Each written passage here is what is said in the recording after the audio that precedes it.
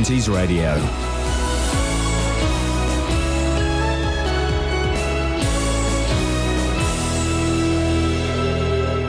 It's 6 o'clock. I'm Simon Oxley. The headlines: government under pressure over RAF drone killings, Hertfordshire man's refugee aid warning, and Tring School criticised over short skirt policy. BBC Three Counties Radio. The government's facing calls to give more details of the circumstances surrounding the killing of 2 British men in an RAF drone strike in Syria last month. The Prime Minister told Parliament yesterday that one of the men had been actively plotting attacks in Britain after joining Islamic State militants. Labour says ministers should publish the legal advice on which the decision was made. Meanwhile, a Watford man who's just returned from Calais, where he delivered British donations to refugees, is warning others against doing the same. Mike Jackson said his car was surrounded by refugees. More from Nicola Hazler. Since the photos of 3-year-old Iain Kurdi appeared in the press, donations for the refugees have increased dramatically. Many British people have driven to Calais to take carloads of clothing and supplies, but the charities there say the disorganised way that aid is arriving is causing chaos and leading to refugees fighting over the donations. Mike Jackson and his family, who went to Calais on Friday, said it dehumanises the migrants and that the most needy aren't getting the donations. David Cameron has suffered his first Commons defeat since the general election victory in May. Nearly 40 Tory MPs rebelled against an attempt to relax the rules on what ministers and civil servants can say and do during the forthcoming referendum campaign on Europe. The rebels included Buckinghamshire's Steve Baker and Cheryl Gillan, Hertfordshire MPs Anne Main and Stephen McPartland, and Bedfordshire's Nadine Dorries. But the Europe Minister and Aylesbury MP David Liddington insisted the proposed changes were fair. I believe that the package is balanced, it is fair and will assure a referendum that is fair and seen by all sides to be fair and in which the whole country can have confidence. Yeah. 3 people were injured in a 2-car collision which closed the A5 in Milton Keynes yesterday evening. The emergency services, including an air ambulance, were called just before 6 p.m. to the southbound carriageway between Stacey Bushes and central Milton Keynes. One injured man had to be cut free by firefighters. Another man and a woman were also hurt. Parents say a Hertfordshire school has gone the wrong way about enforcing its uniform policy after it sent home more than 100 girls because their skirts were too short. But Tring School has defended its decision. Jessica Cooper reports. One parent told us their daughter was sent home with no work to do and told not to return until her uniform was sorted. Another said the school had gone too far. Tring School says parents were told incorrectly dressed students would have to improve their uniform before attending lessons. Shops who supply the skirts say they're now running out of stock, and in future they'll be talking to suppliers to make longer skirts. In sport, Andy Murray is out of the US Open after losing in 4 sets to South Africa's Kevin Anderson. The weather dry with sunny spells, a maximum temperature 17 degrees Celsius. And you can get the latest news and sport online at bbc.co.uk/3 counties. It's playing. It's playing. Oh, is it? Oh, hang on a minute. Now it's playing. Oh, blimey. It's playing.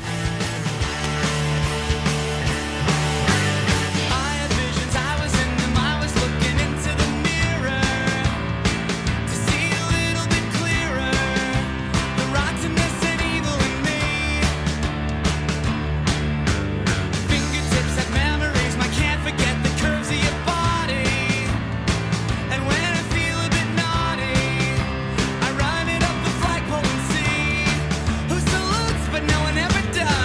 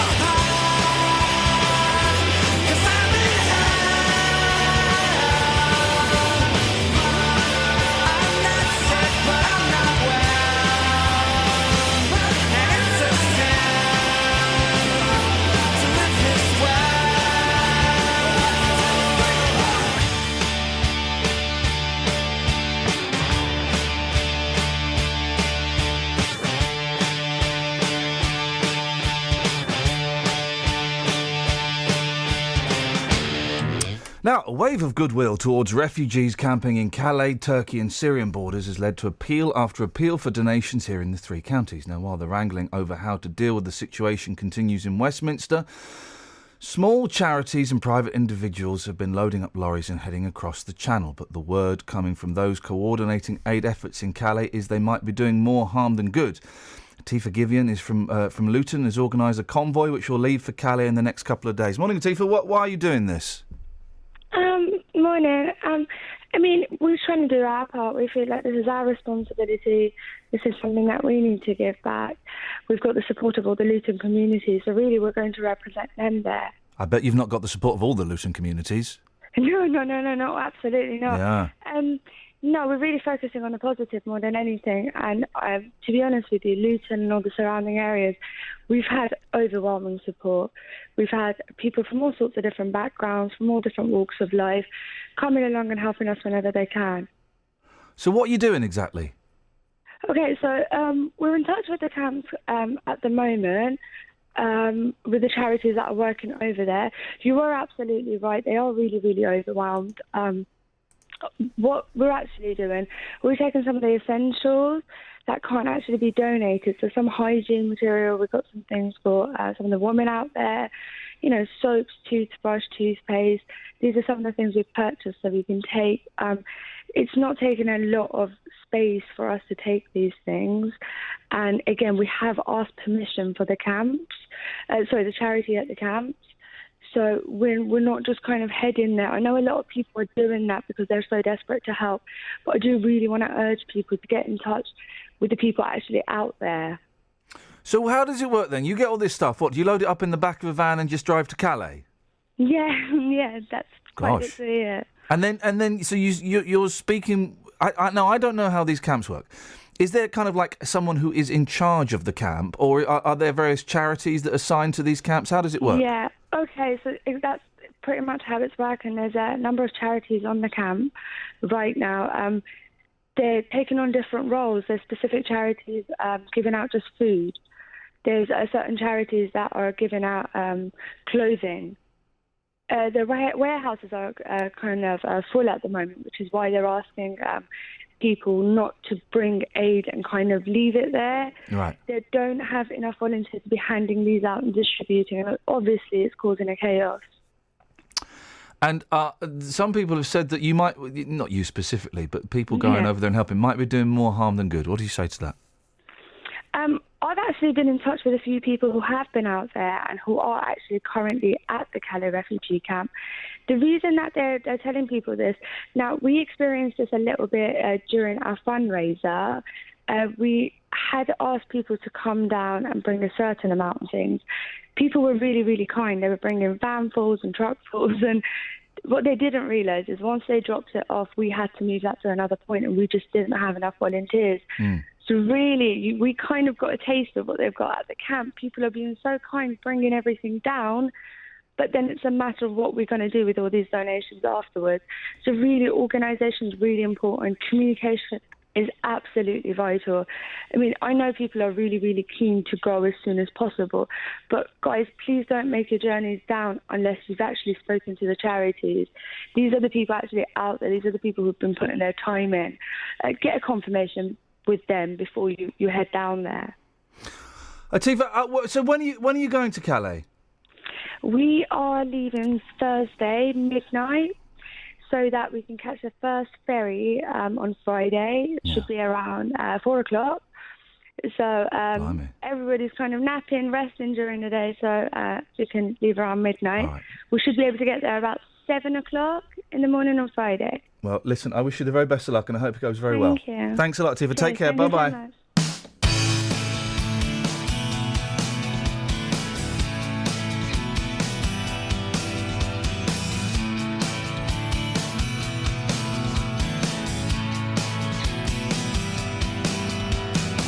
I've got a friend, he's a purebred killing machine.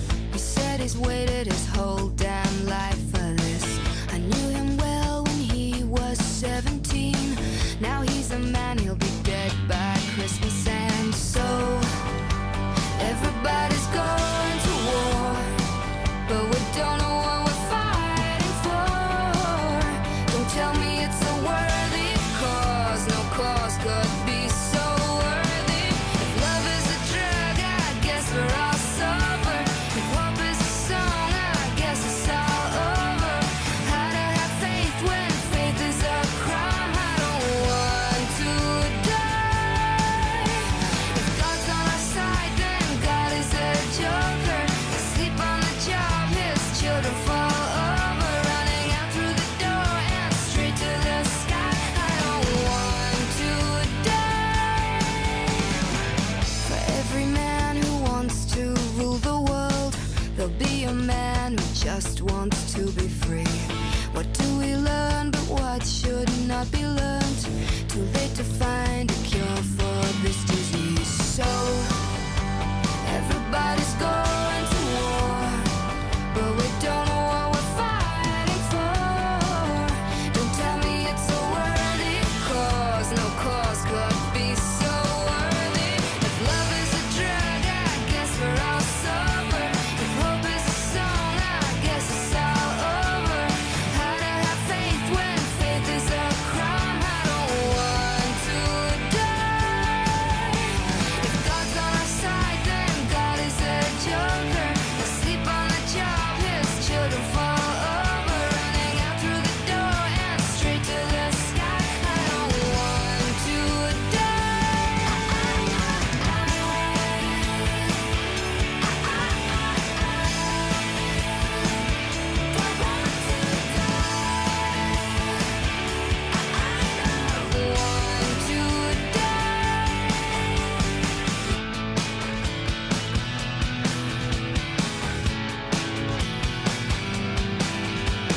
So everybody's going to war, but we don't know what we're fighting for. Don't tell me it's a worthy cause. No cause could be so worthy. If love is a drug, I guess we're all sober. If hope is a song, I guess it's all over. How to have faith when faith is a crime. I don't want to die. If God's on our side, then God is a joker. Asleep on the job, his children fall over. Running out through the door and straight to the sky. I don't want to die.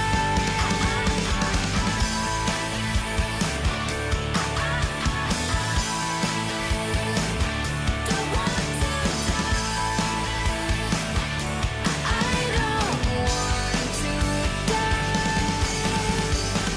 I've got a friend, he's a purebred killing machine. I think he might be dead by Christmas. Travel news for beds, cards and bugs. BBC Three Counties Radio. It's quiet so far this morning. On the M1, though, there are still the roadworks between junction 12 for Flitwick and 11 for Dunstable in both directions. It's not causing any delays at the moment, but it could cause some queues later on. In Aylesbury on the A41, there's roadworks at Gatehouse Way, which again could cause some delays later on. And in Neasden on the North Circular Road, it's starting to build up between the M1 at the Staples Corner flyover westbound towards Wembley. Looking at the train departure boards, the 6:25 service from Stevenage to London King's Cross has been cancelled. Samantha Breath, BBC Three Counties Radio. Thank you, Sammy. 6:16. It's Tuesday, the 8th of September. I'm Iain Lee. These are your headlines on BBC Three Counties Radio. The government's facing calls to give more details about the killing of 2 British men in an RAF drone strike in Syria last month. A Watford man who's returned from Calais, where he delivered donations to refugees, is warning others against doing the same. And parents say Tring School has gone the wrong way about enforcing its uniform policy after it sent home more than 100 girls because their skirts were too short. If you've missed any of the programmes here on BBC Three Counties Radio, you've missed things like this. So we're now in 1996. The Stone Roses get back together to headline the festival. They end up playing their worst gig of all time. But there is a way you can hear it all again. Warning, you are losing vast days of your life to the after effects of heavy drinking. bbc.co.uk/Three Counties Radio. You've been crowned the first ever World Masters champion in the over 80s category for the Scottish Highlander Games. That's right, yes. Allowing you to listen to what you missed. What a way to open a theatrical hour here on BBC Three Counties Radio. bbc.co.uk/Three Counties Radio.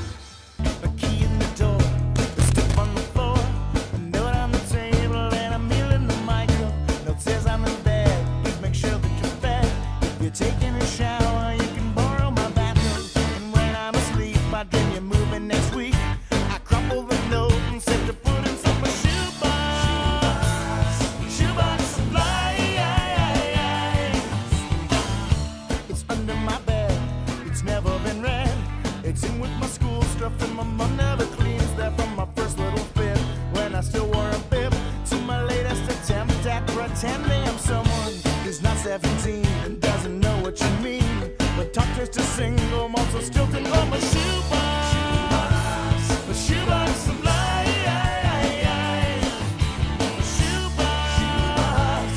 Shoebox supply. Did somebody tell you this is how it's supposed to be? Or then you just find it and you don't want any more from me?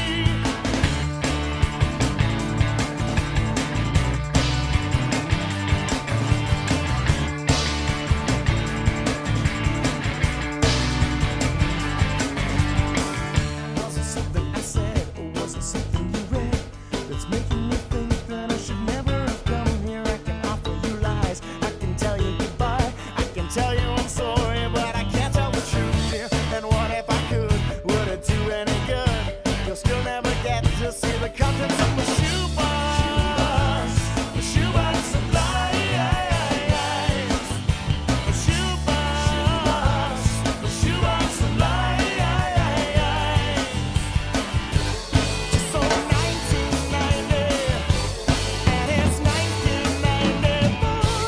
Leave this world behind me 'cause you don't want me anymore.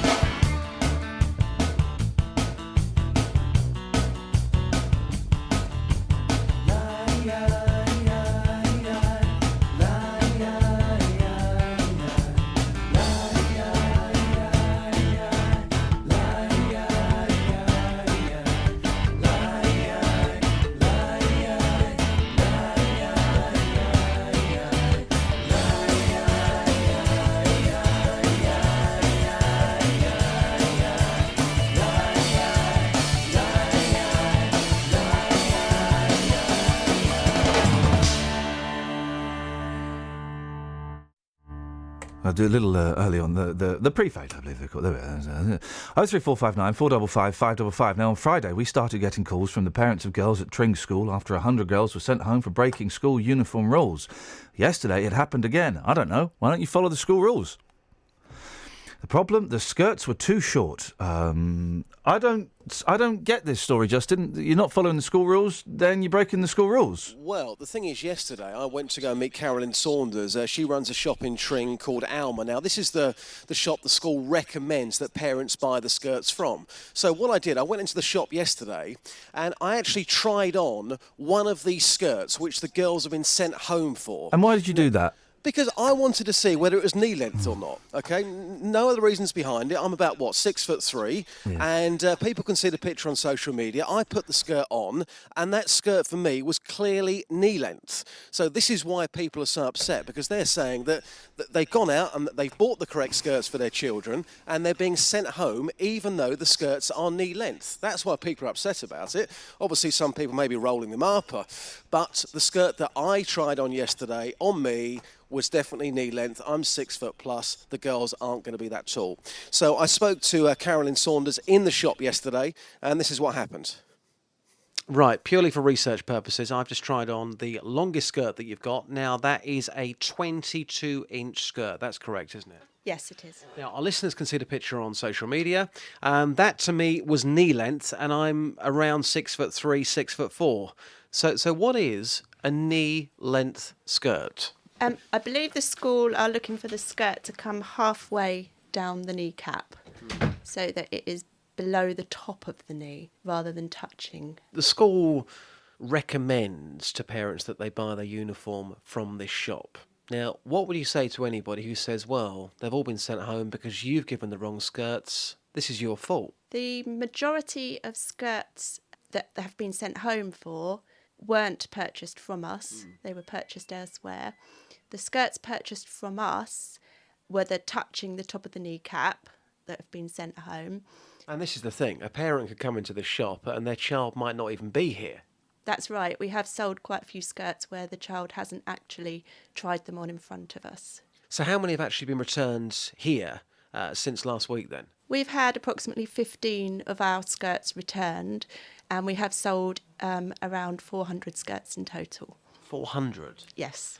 Have you had quite a lot of parents in here who have been very angry about what's been going on? Because they've been phoning us very angry. They must have been in your shop also very angry about what's been happening. The parents that have been in here have been okay with us because they understand it's not our fault and that we are doing everything we can to help them find the correct skirt.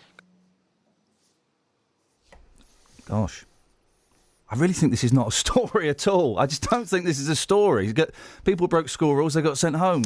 Yeah, but have they though? That's the thing. You know. Well, obviously they have. They have. But if the school are saying, go to this shop to buy the school uniform, and that's what they've done... Well, you double check it. I just don't think this is a story. I just don't think this is a story at all. OK, boss. All right, just cheers. Thank you very much indeed. I just think, you follow the school rules. Simple as that, isn't it?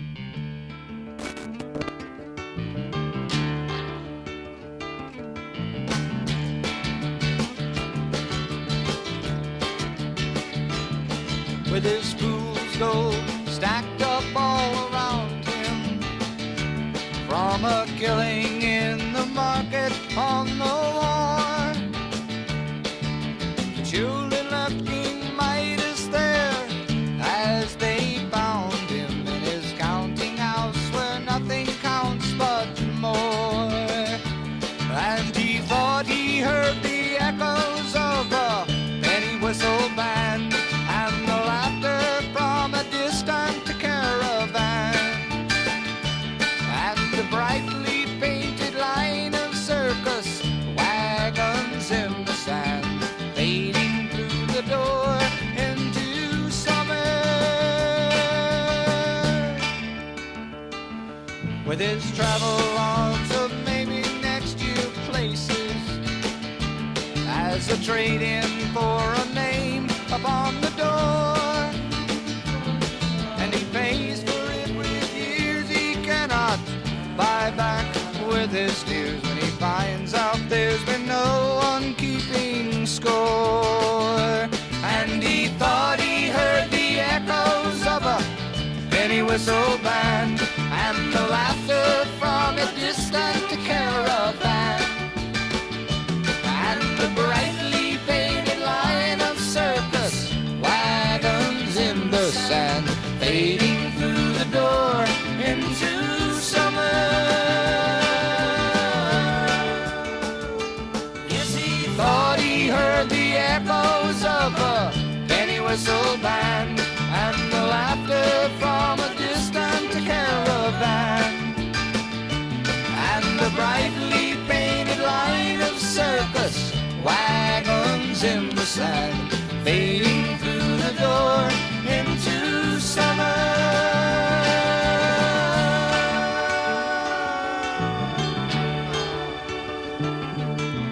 Fading through the door into fading through the door into summer. Fading through the door into summer. This is Iain Lee on BBC Three Counties Radio.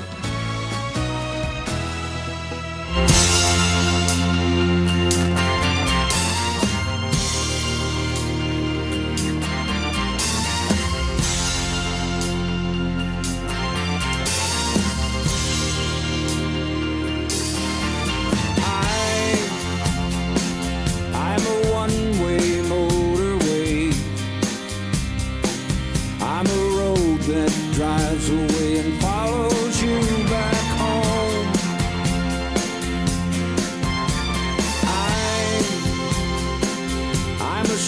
light shining. I'm a wild light, blinding bright, burning all alone.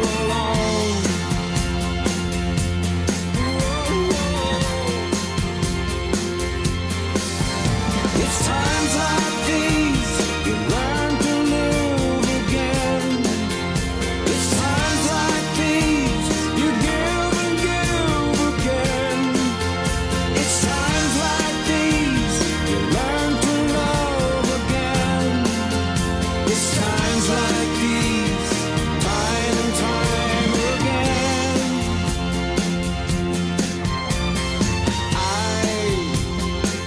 I'm a new day rising.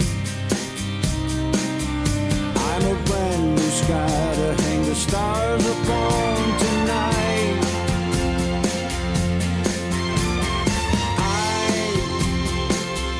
I'm a little divided. Do I stay or run away and leave it all behind?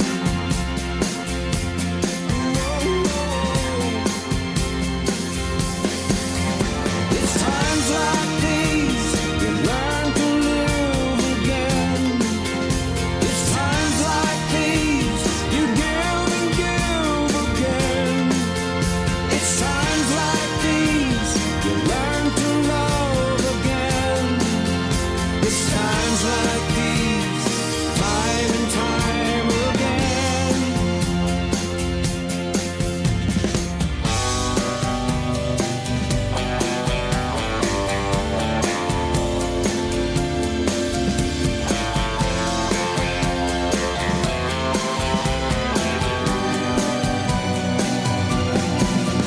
It's times like these you learn to live again. It's times like these you give and give again. It's times like these you learn to love again. It's times like these, time and time again.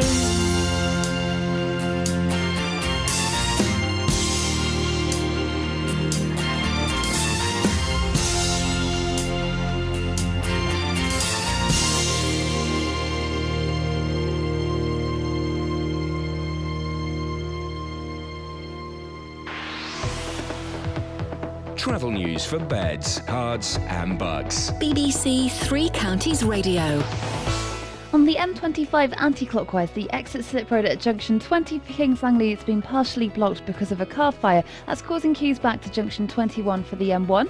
In Easton on the North Circular Road, there are delays westbound between the M1 at the Staples Corner flyover towards Wembley. And in Welwyn Garden City on Hertford Road, there's a lane closed there for roadworks between the A1M and Hertford Road, so that could cause some delays. And it's not looking too bad at the moment, though. On the train departure boards, the 6:41 service from Stevenage to London King's Cross is delayed. Samantha Bruff, BBC Three Counties Radio. Across beds, hearts, and bugs. This is BBC Three Counties Radio.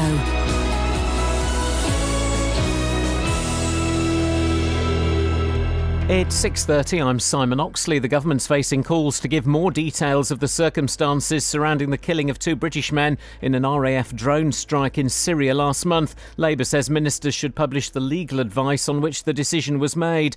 Meanwhile, a Watford man who's just returned from Calais, where he delivered British donations to refugees, is warning others against doing the same. 3 people were injured in a 2-car collision which closed the A5 in Milton Keynes yesterday evening, and parents say a Hertfordshire school has gone the wrong way about enforcing its uniform policy after it sent home more than 100 girls because their skirts were too short. But Tring School has defended its decision. Three Counties Sport. BBC Three Counties Radio. Andy Murray has suffered his earliest Grand Slam exit for 5 years, losing his 4th round tie at the US Open in 4 sets against South Africa's 15th seed Kevin Anderson. Obviously managed to get the 3rd set, and then the beginning of the 4th set, obviously when you win a set like that, obviously the beginning of the next set is very important. I had an opportunity in his first service game, didn't manage to get it, and then he served very well after that. In the women's singles, the British number 2, Johanna Konta, lost in straight sets to the Czech player Petra Kvitova. Victory for the Republic of Ireland, a draw for Northern Ireland and defeat for Scotland in last night's European Championship qualifiers. The Republic stay in contention for a playoff place after beating Georgia 1-0. Northern Ireland scored a stoppage time equaliser to draw 1-1 at home to Hungary. 2 points from their final 2 games will seal qualification. And Watford's Anya was a second-half substitute as Scotland lost 3-2 at home to Germany. Scotland need to take at least 4 points from their last 2 games to have any chance of a playoff place. Here's manager Gordon Strachan. We play like that, same determination, with a wee bit of luck. When you play the world champ, you need a wee bit of luck. You don't need deflections coming off somebody's foot creeping the back of the net. And they might have thought to themselves, we've not got any luck tonight, but they went through that pain barrier. So we're still in this. Tonight, England, who have already qualified, host Switzerland at Wembley. Watford midfielder Valon Barami is set to feature for the visitors. The Wales fullback Lee Halfpenny is out of the Rugby World Cup after rupturing knee ligaments during Saturday's win over Italy. And England's cricketers face Australia in the third one-day international at Old Trafford today. Australia lead the 5-match series 2-0. BBC Three Counties News and Sport. The next full bulletin at 7.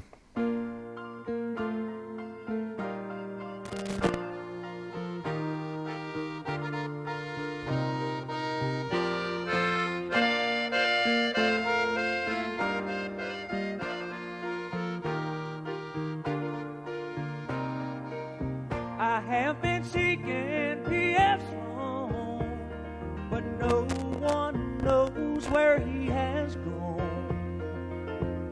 No one ever heard the song that boy set winging. Oh yeah. Now you might sigh and you might moan and sweat about the skin and bone. Yeah, but you just smile and read the Rolling Stone while he continued singing. Oh yeah, now listen to him singing. No, no, no, no, no, no, no, no, no, no, no, don't sing this song. No, don't sing this song. No, no, no, no, no, no, no, no, no, no, no, no, don't sing this song. It belongs to be a song. Oh, from now on. My old friend Trigger up and died, so now they got him stuffed and dried. You know that the tan is hide, his cruising body staring glassy-eyed out through the parlor door. Oh yeah, the London Bridge was finally found. They moved it to another town, and now all the people gather round to watch the bridge fall down. But I don't think it will no more. Oh no, now listen to it singing. No, no, no, no, no, no, no, no, no, don't sing this song. No, don't sing this song. No, no, no, no, no, no, no, no, no, no, don't sing this song. It belongs to be a song. Oh, from now. Nixon's coming, bound to stay. He's taken all my sins away. Put it on the news today. It set my ears to ringing, yeah. 'Cause the last time I saw P.F. Sloan, he was summer burned, he was winter blown. You know he turned the corner all alone, but he continued, yes he continued. Oh, he continued singing, yeah.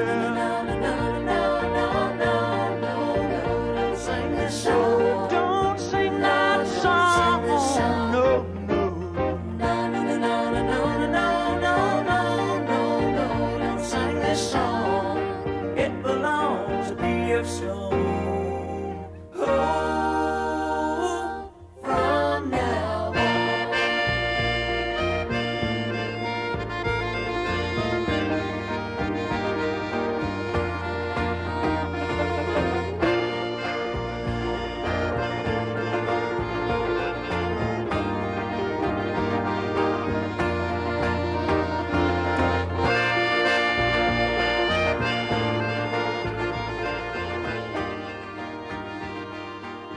So we went to Legoland yesterday.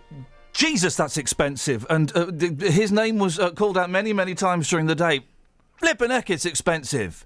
We had 2 free tickets, and it was me and my eldest and my youngest, the 2 children. And for the 3-year-old, it's £45. Is that a reduced thing for a 3-year-old? I don't know. I mean, the fact they're charging 3-year-olds in the first place. A ticket for a 3-year-old. Well, they're mainly 3-year-olds there, so that's where the money is, isn't it?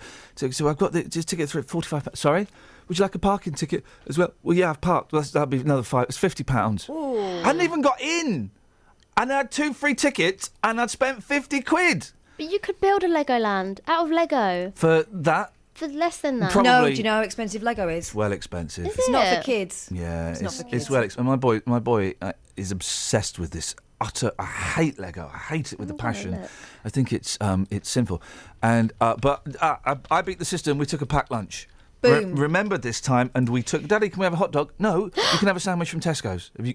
Kelly's Lego, I've just literally seen the Googled how price. much is Lego. Yeah. Wow. I mean, the good sets. It's expensive, isn't it? And you want to get a poxy little set that's got like a Ninja Man in it and a bike. That's £11. Yeah. That's £11. Outrageous. And it's made out of like 6 bricks. It's a scandal. And how do they make it appeal to girls? Do the same but pink. Well, this is Stickle bricks. Do you remember stickle bricks? Yes. Yeah. How We're much? not doing that phone-in. No, I'm just saying how much is stickle We're bricks? doing the stickle brick. How much are the stickle bricks? How much are stickle 03459 455 555. My youngest is obsessed with Lego Friends, which is traditionally associated with girls, but I'm glad he is because I don't see gender differentiation in toys, but it is a girl's toy. Because they come with pink bricks and puppies. And they're girls. And it's boring. Just Lego's boring. And we went and looked at, there's a Star Wars Lego thing. So 2 of my least favourite things. It's Star Wars and it's Lego in one dark, migraine-inducing cavern that you have to wander through. And there are lights flashing and it's just, oh, for God's sakes, can you stop? And why we went yesterday because I thought, right, well, look, all the kids will be back at school. No, none of the kids were back at school. They were all at Legoland yet. If you think your kids were at school yesterday, check their pockets for stray bits of Lego because they were at Legoland. It was horrible. It was busy and it was packed and it was horrible. And the Lego... Because when I remember when it was Windsor Safari Park, my sister broke her thumb there on a bench. I remember it very well. And I remember there being a bear. That's all I remember. My wife used to... her parents... house still does, backs onto Legoland and used to back onto Windsor Safari Park, and she would have the giraffes looking over her garden, looking over into her garden. And one day at school, when she was young, they had to write about your pets, and she wrote, "Oh, we've got 2 giraffes," and she got in really, really big trouble. Thank you, Justin. The papers have arrived. It's imagination. If She got in really big trouble for saying that you've not got giraffes as pets because we've got giraffes in the back garden. Did she say, are you having a giraffe? No. Oh, that would have been good. Yeah, it would have been words. It would have been the words. You can go through the papers, Kath, too. You can find it. They've just arrived. No thanks to the paper delivery service. I use the term paper delivery service ironically, because there ain't no delivering like an S Club delivering. Not even that. So it was expensive. I was there for 5.5 hours. 5.5 hours. I was shattered. Went straight home. Yeah, it was straight home. But the boys in the car, we drove, and 5.5 hours of Legoland madness. And they've been before, right? Oh yeah, we went and saw. What's to see again? We went and saw the pirate show. You make me mad. I want my money. 2 of the lines from the pirate show. How do I know it so well? Because I've seen it a million flipping times. And the pirate show's brilliant, right? It's like in water, and there's a lighthouse and stuff, and they have pirate fights, and they do stunts and stuff, and it's brilliant. But I've seen it a million times.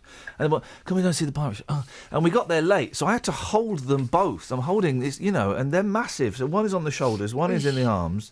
I want my money. You make me mad. Oh, so boring. But anyway, so it was exhausting and expensive, and I don't even like rides. Since going on a ferry in Greece, I think I've dislodged my Shatner's bassoon, which is the part of the brain that affects balance. Because since going on this ferry, I think it's called Shatner's bassoon. Since going on the ferry, Is that not an album? I don't know. It's a prog rock group. Since going on the ferry, I can't go on anything without feeling seasick. And we went on like this really gentle boat ride through like fairy stories. I don't know how Legoland have got the rights to some of those Disney characters. But we went through, and I was there feeling awful, feeling absolutely queasy. We went on on the Duplo train. The Duplo train is for toddlers. And we went on that, and I felt, we only went round twice, and I thought, flipping it, I feel... Too much? Too much And some for of you? those people that work there, guys, fair play. Well, I know all about a girl called Alice who works there and how she's facing disciplinary action. Really? Because two of the staff members in front of me at said ride were being very indiscreet with their conversations about Alice. What's she done? Well, I don't know what she's done, but she either needs to admit that she's done it or just style it out. Two ways of approaching this one. Those are the two techniques that are being put forward by... Anyway... So we found a new song, okay? The boys and I have got a new song, and it's brilliant. You know this song. It's brilliant, but when you've had it... The thing with kids is you hear a song... Can we hear it again? Can we hear it again? Can we hear it again? When you've heard it 1,000 times, and now this is the song... If I get a phone call later on from my boys, they'll phone up, they'll sing this, and then they'll hang up, right? How do you know it's them? It's a really good song. But they're ruining it. Well, it is actually quite an irritating song anyway. Oh. It's irritating, but it's brilliant. But just imagine two boys singing this all flipping day.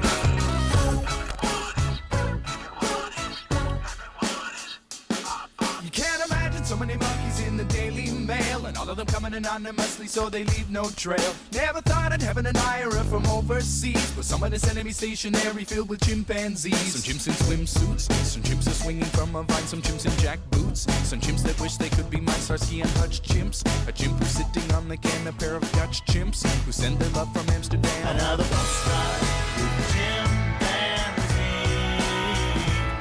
and everyone is best to me. Another postcard with chimpanzees, and everyone is best to me.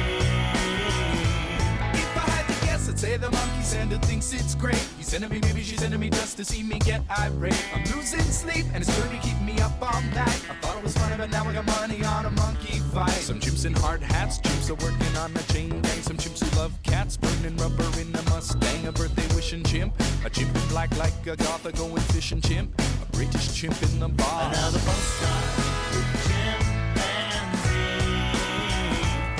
and everyone is addressed to me. Another postcard with chimpanzees, and everyone is addressed to me.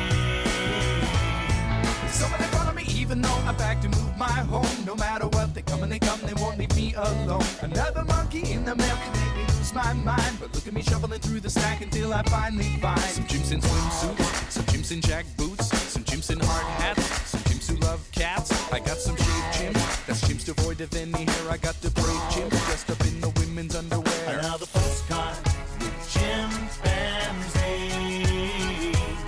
and everyone is addressed to me. Everyone is addressed to me. Everyone is addressed to me. Another postcard with chimpanzees,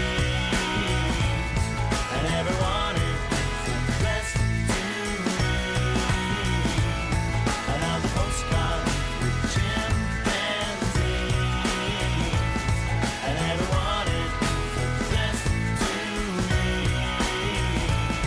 Another postcard with chimpanzees, and hard hats, some chimps who love cats, and everyone is addressed to me. I got the pretty chimps dressed up in the women's underwear.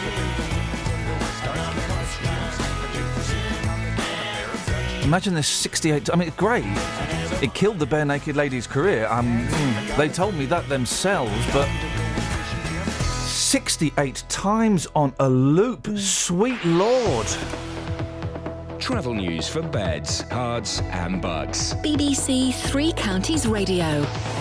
There are queues on the M25 anti-clockwise approaching junction 20 for Kings Langley from junction 21 for the M1. That's because the exit slip road has been partially blocked at junction 20 for the A41, and that's by a car fire. On the North Circular Road, there are queues between the M1 at the Staples Corner flyover towards Wembley, and in St Albans, looking at the speed sensors, it's looking a little bit slow where the roadworks are. The North Orbital Road has a lane closed between Watling Street at the Park Street roundabout and London Road at the London Coney roundabout. It's also looking a bit busy on Victoria Street in both directions, and in Hitchin, Fish Ponds Road is still closed in both directions between Bedford Road and Burton Avenue, which might cause some delays in and around Hitchin later on. On the train departure board, so there's no problems at the moment. Samantha Bruff, BBC Three Counties Radio. Thank you, Sammy. 6:47. It's Tuesday, the 8th of September. I'm Iain Lee. These are your headlines on BBC Three Counties Radio.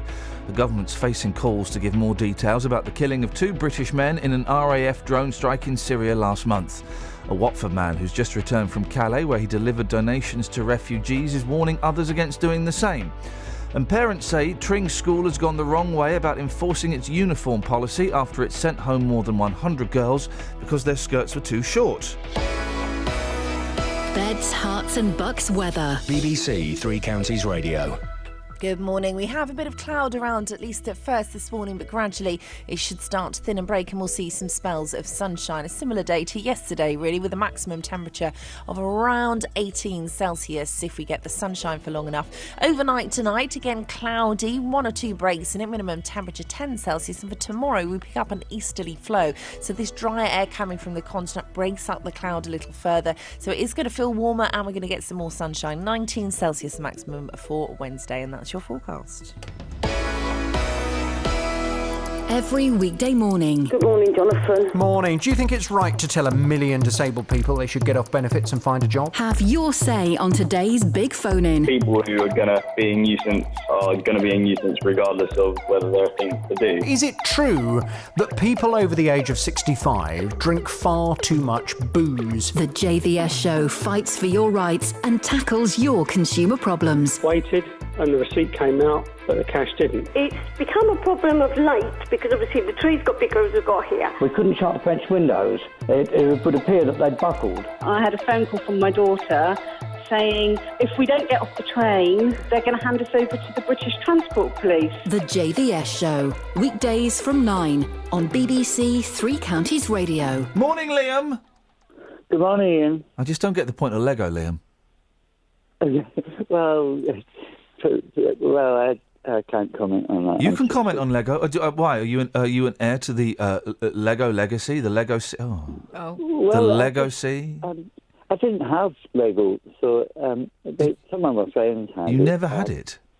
No, I had a mechanical set. I see. You were proper building and not pretend building. Good for you. Good for you. Things with Lego. Liam, you've called in about this skirt story that everybody is frothing about here, and I kind of think, Well, I think, first of all, you're quite right when you say that, the school rules are the school rules. But I can't remember anything like that in the 1960s when I was at And look how the 70s turned out. Well, yes. I think, as I said in the text that I sent earlier, it might have helped the boys concentrate a little bit more. Oh, yeah, there's loads of reasons for it. And part of it is that, how old are these kids at Tring School? What is it? Well, I think they're sort of 13 upwards, Right, aren't they? yeah. 13-year-old boys have got one thing on their mind, and it's let's say 14, 15-year-old, maybe not quite 13. It's girls. It's girls. So that's one of the reasons. It doesn't matter what they're wearing, does it? If they're wearing trousers, we're looking at the shape of their bottoms. Yeah, but shorts... Who are we dressing for? Well, yeah, but short skirts would be distracting for a 14-year-old boy. Trust me, I was one. They need to get over it. But it's just, I just don't think it's the school rule. They broke the school rule. Bye. Come back when you've done the school rule. Yeah. Everyone at Three Counties is going, it's the school. It's exciting because they got sent home. Well, they broke the school rules. Next. No, I thought the point of the story was that it was from one particular shop and it was the standard issue, but it's not even that. No. Oh well. It'd be interesting to know if it's a policy, a council policy, or just. It'll be a school. It'll be a school policy. Yeah. I remember the furore, Liam, in the 80s when the girls, I think inspired by Grange Hill, fought long and hard to be allowed to wear trousers in school. They weren't allowed to wear trousers. Yeah, I can't remember what it was in the 60s. I think the rules were relaxed towards holidays. I think, Liam, we all know the rules. All of the rules, all of society's rules were very relaxed in the 1960s. I wonder how many people actually took LSD in the 1960s. I think it was about 18. I think it was about 18 people, because everyone was swinging 60s. I bet it was really boring.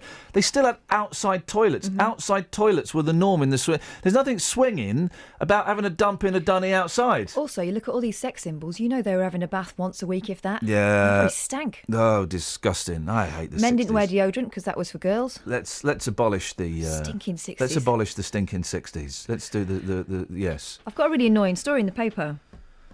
Heavily pregnant, and not because of the so reason... Roberto's done this story. What? Jonathan's done this story about the short skirt. Let's not do it then. Let's speak to the headmistress. And say, what's all this bother you're getting? Let's pat her on the back. Let's congratulate her and say, well done you for upholding standards. I mean, honestly, Right, yeah, let's do that. All right, we'll do that. Heavily pregnant woman was left in agony after standing for 30 minutes on a train despite having reserved a seat, says The Sun. Oh. Screams The Sun. Mary Claire Doolan, 29, said a man occupied the place and laughed in her face when she asked him to move. Nasty. Yeah. You ask him to move. Then it says Mary Claire, who's 34 weeks pregnant. So Marie Claire? That's a magazine. I know. Well, it's Mary with a M-H. That's Mary, isn't it? Or is it Mary? That's Mari. Marie Claire, so a posh magazine.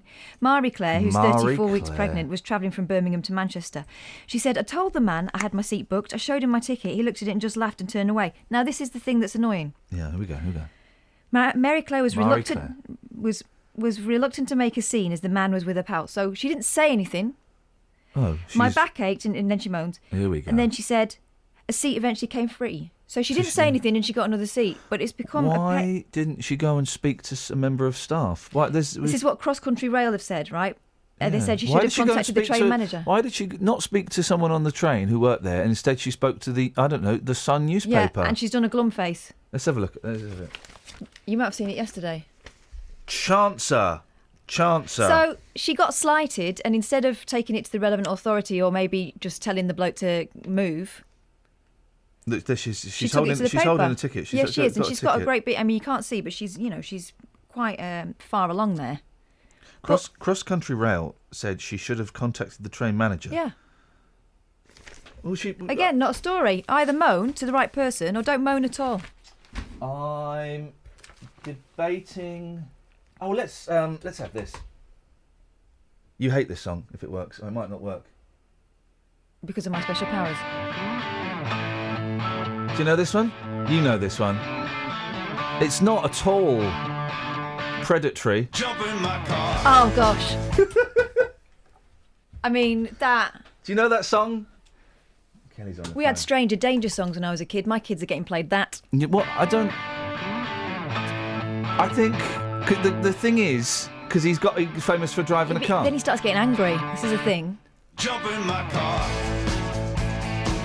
I wanna take you home. And of course, you know what upset the geeks on the internet? In the video, he's driving a right-handed kit. I don't think so. Okay, we don't need to have that then. But towards the end, he gets quite insistent, doesn't he? Pick a number between. Pick a number between 19 and 56. 38. Let's have a little look. Oh, you know what? This will do.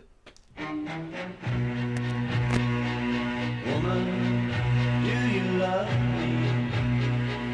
Woman, if you need me, then believe me, I need you to be my woman. Woman, do you love me? Woman, if you need me, then believe me, I need you to be my woman. And should you ask me how I'm doing, what shall I say? Things are okay, but I know that they're not, and I still may have lost. Woman, do you love me? Woman, if you need me, then believe me, I need you to be my say you sign and tell me when we're alone. Love will come wrong, I would give up my world if you'll say that my girl is my woman.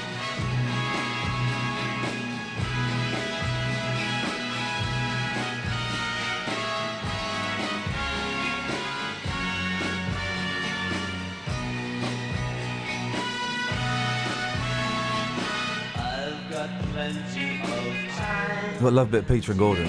Got to love a bit of Peter. Written by Kelly Betts. Written by Kelly Betts. Well done. Carol King. Paul McCartney, I believe. I might be wrong though. I think he wrote it under a pseudonym. I might be. Well, it's kind of his brother-in-law, isn't it? Yeah, well, almost. And then he cheated on Jane with an array of beautiful and not quite so beautiful women. Steve's in Luton. Morning, Stephen. Morning. What you got for us, boss? Is it your usual bigotry? Yeah. Beautiful. Yeah. Bring it on. The world's not an angry enough place, is it, Steve? Let's make it a little bit more twisted. No, it's not angry. It's not twisted. It's common sense and logical. And how Common you take what I sense, say. common sense and how And that's the I danger. say- How I say it and how you take it is completely up to you. And if I'm you not take it taking the wrong anything way, from then- you, buddy. I'm not taking anything from you. Well, anyway, we don't want the Syrian refugees here. We've got enough people here anyway. Thanks for calling, Steve. There's Steve with a heart of... Well, you don't want them, but I do. No, we don't want them. No, Nobody Steve. wants them. Steve, you said common Nobody sense. does. Steve, Go on. you're wrong. I want them. So I do. you're wrong there. Well, you don't. Well, you go back to Syria, sell your house up, and go to Syria and go and house them in Syria. We don't want them here. No, because the reason. Do you know why they're leaving Syria? Don't you? Yes, I know. Listen, don't get me wrong. I'm not completely honest. If I was in a position to help someone and whatever, then I would. With But you are. reason. But we're fed up. No, we're not, We're Steve. fed up with it. We're Steve. fed up with all the other foreigners. No, We've Steve. got Steve. people there as it is. Steve. I'm Yes, gonna say it. You're a horrible, nasty racist, and No, I don't no, want. it's I nothing don't to want. do for I've racist. enjoyed. I Nothing have, to mate. do Because with what it. you I just don't said then like is their racist. way of I've life. enjoyed. Hold I've on, enjoyed. I'm sticking up No, for British way of no, life. Steve, you're I'm not. You're sticking up being for our way of horrible life. and racist, If and I've people put wanna up. come here, it's not racist at all. Stephen, It's not I've put racist, up. you do I've what you put like. up. I've put up with your badinage, and I've enjoyed it, and it's sprung forth some great calls. I don't want you calling anymore. The world's too grim, and I don't want to hear your poison. All right, Steve. No, it's not- Ta-ta. Thanks very much. I don't need that nonsense anymore, really. Travel news for beds, cards, and bugs. BBC Three Counties Radio. On the M25, there's been an accident anti-clockwise at junction 20 for Kings Langley. It's partially blocked, a car fire has partially blocked the exit slip road there, and it's causing queues now from junction 22 for St Albans, and emergency services there which are blocking the start of the exit slip road. On the M1 southbound, it's very slow from junction 10 for Luton towards 7 for Hemel Hempstead, and in Hatfield on the Great North Road, there's roadworks going on at St Albans Road East, so that could cause some delays, but it's looking okay at the moment. And in High Wycombe on the A40, there's roadworks going on between Bradnam Road and Chorley Road, which could also cause some delays, but it's looking quiet so far this morning. Samantha Bruff, BBC Three Counties Radio. Thank you, Sammy. Now, I don't mind if you want to phone up and say you don't want the Syrian refugees here. I don't mind that at all. What I do mind is lies. And he said that none of us want them. Well, that's not true. And sloppy racism. If you can form a better argument, you're more than welcome to tell me why you don't want them here. Local and vocal across beds, hearts and bucks. This is BBC Three Counties Radio.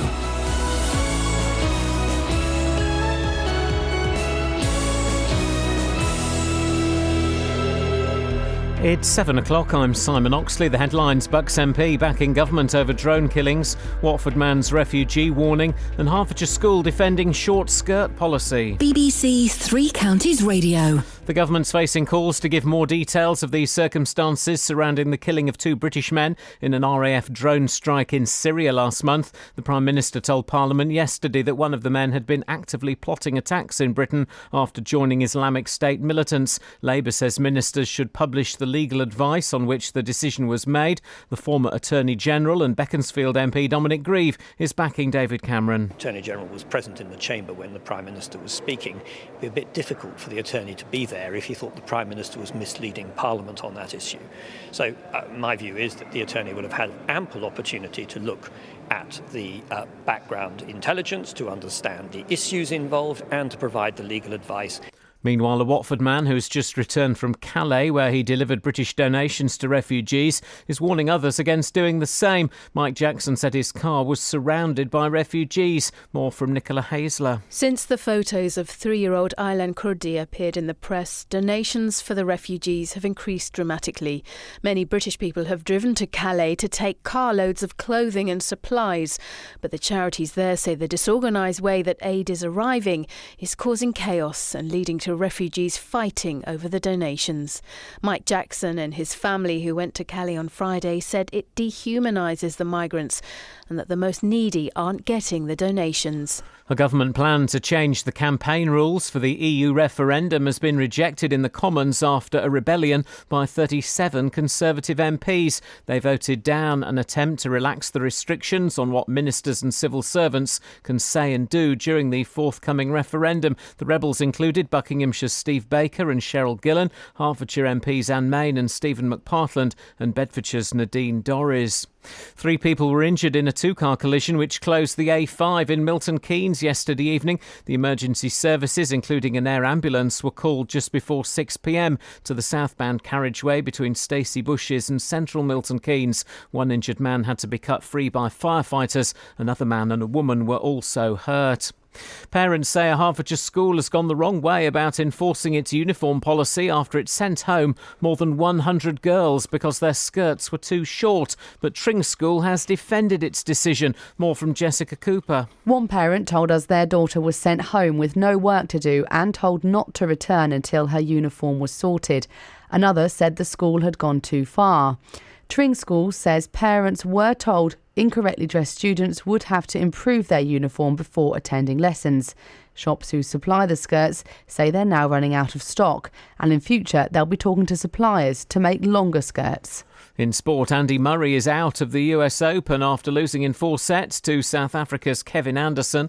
The weather dry with sunny spells, a maximum temperature 17 degrees Celsius. And you can get the latest news and sport online at bbc.co.uk/3 counties.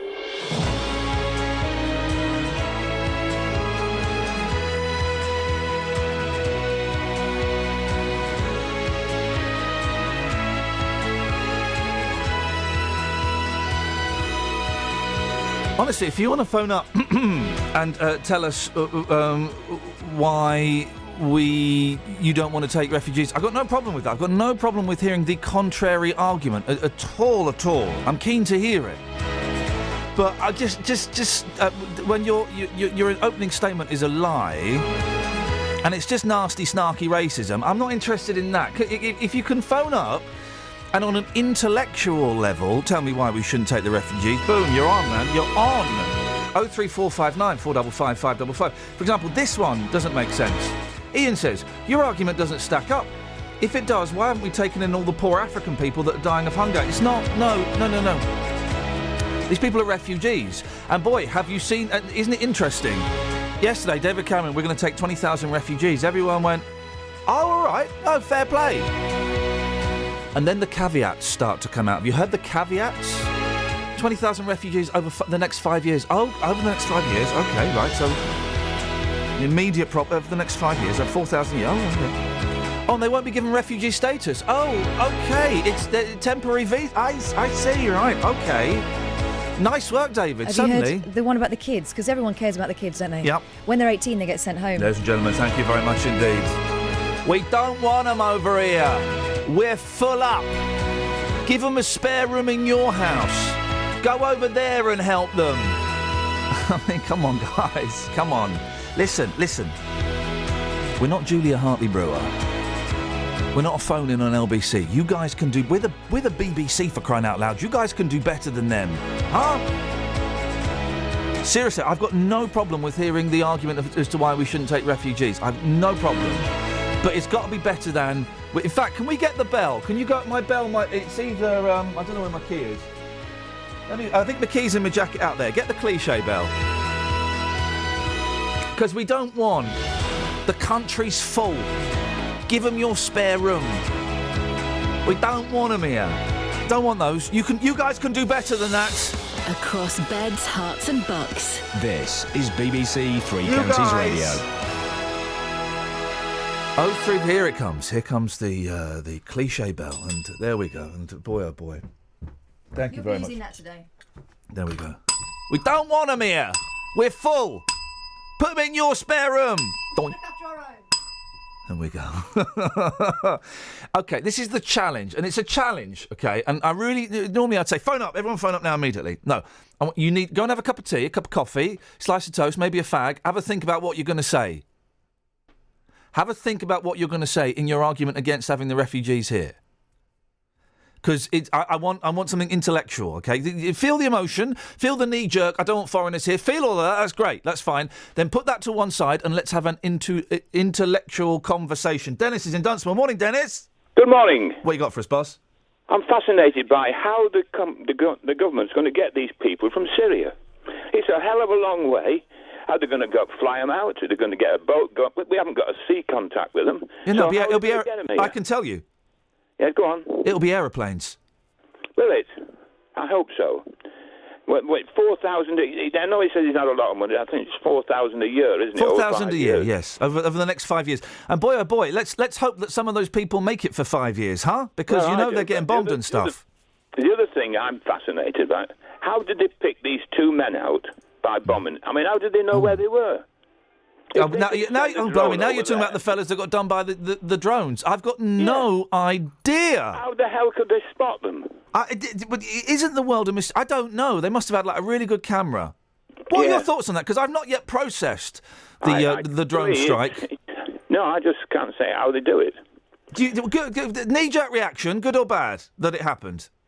Oh, good, very good. The only trouble is, of course, if they can do that with them, what's to stop the police in this country sorting out people that way, sending a drone up and looking for them? And Dennis, thank you. We can talk about the drone as well. I've not made my mind up on the drone. I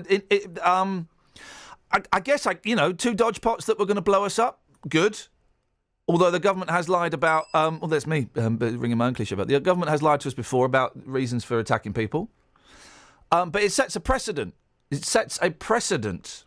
03459 455 555, please, is the telephone number if you want to give us a call. Now, the stories and the pictures we've been seeing of the families stuck in the refugee camps across Europe have led to a wave of charitable donations being taken across the channel.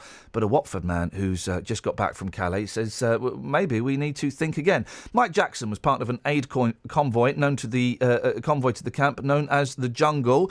Morning, Mike. You went on Friday. What happened? Oh, good morning, Ian. Well, we went on Friday. We took 2 carloads. Actually, it was my daughter had a carload, and myself and my partner had a carload of basically tents, sleeping bags, warm clothes, and shoes that we'd collected over the previous 2 weeks. We did this from a standing start 2 weeks earlier because we'd been watching the TV images of the poor suffering refugees, and there's a refugee camp only 140 miles from Watford in Calais, so we thought we ought to go and do something. So we took them over there. We did a day trip on the ferry, and we contacted the refugee agencies and delivered the stuff that we had. We've also collected about £2,500. Some of it we've already spent on providing plastic sheeting for shelters there, and the rest we're going to donate to the refugee agencies. What did you see when you got there? Well, we saw something resembling, it was almost medieval, I've got to say. I mean, here we are in Calais, which is a modern European town. On the edge of an industrial estate, there's this encampment with the most squalid, poor conditions you could imagine. Nobody runs this camp. It's called the Jungle because actually there is no administration. They run it themselves, basically, with the aid of some volunteers. But the conditions are very poor. They get 1 meal a day. They're not allowed to cook in the area. Agencies aren't allowed to cook on the camp because they fear of fire. There's a field hospital in the camp because a lot of people were injured trying to get on trains and lorries. The conditions are absolutely terrible. And these are people that have come from war-torn areas such as Eritrea, Sudan, Iraq, Somalia, etc. And they're living in terrible conditions. And all the British government does is to spend £22 million putting a fence up round the port so they can't get in. No, Mike, you've got it wrong. Surely you've not heard some of my callers. They're coming over here because they want free flats and they want to sign on. That's what they're running towards. They're not running from anything. Well, they're running from war, and they're absolutely desperate. You don't come all the way across from the Horn of Africa or from Sudan or from Afghanistan, many of them as well, which is clearly a war-torn area, just to get £36 a week in benefits. Ladies and gentlemen, Michael, thank you. You've just, in that one sentence, you've just said what I've been trying to argue all flipping morning. Good. It must have been. It must have been quite depressing. I make up. It would be very depressing to see people living in those conditions. It is. It's quite a shock, I've got to say. But I wasn't. I knew what to expect, but it was more shocking when I saw it. You can see photographs of the camp on the Refugee Agency website, which is called L'Auberge de Migrants, a Calais-based website, and you can see the sort of conditions that people are living in. There was a heavy rain there 2 weeks ago, which flooded the camp. So they really do need tents and sleeping bags and blankets now. And of course, winter's coming on. So the conditions are going to become even more squalid. I just think that in this part of the 21st century, we could be doing something to relieve the conditions in those camps. I mean, there's a big issue which you're talking about how many refugees the country should accept. I don't think 20,000 is near enough compared to Germany's going to accept 800,000. But nevertheless, I just think the conditions that they're living in need to be relieved. And there's people all over the UK now who are actually collecting for Calais, and they need to do this through the agencies. You shouldn't go straight onto the camp yourself because these are desperate people. Not that they'd attack you, but they will grab it because there's no system of distribution.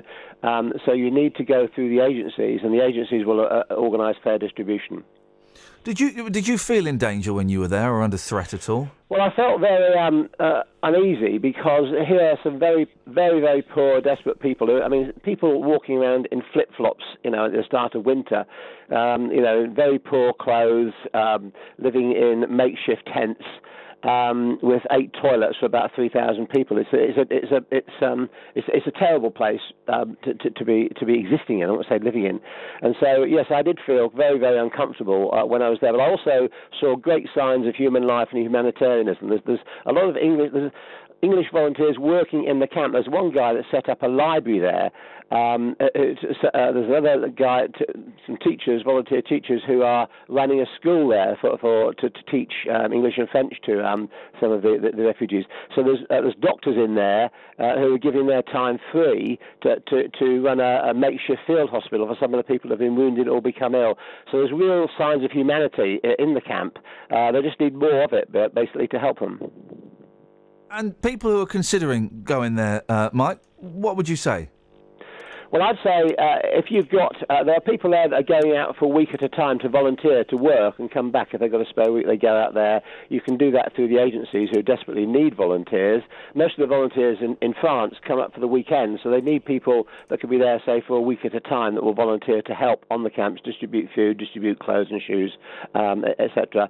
Also, if you can collect money, you can give it to the refugee organisations. There's no government aid for this, so all the money that's going into the camp to buy things, to make these shelters, etc. I mean, we went and spent €400 on agricultural plastic sheeting to help them make these shelters, which is very valuable to them, given the elements that are out there.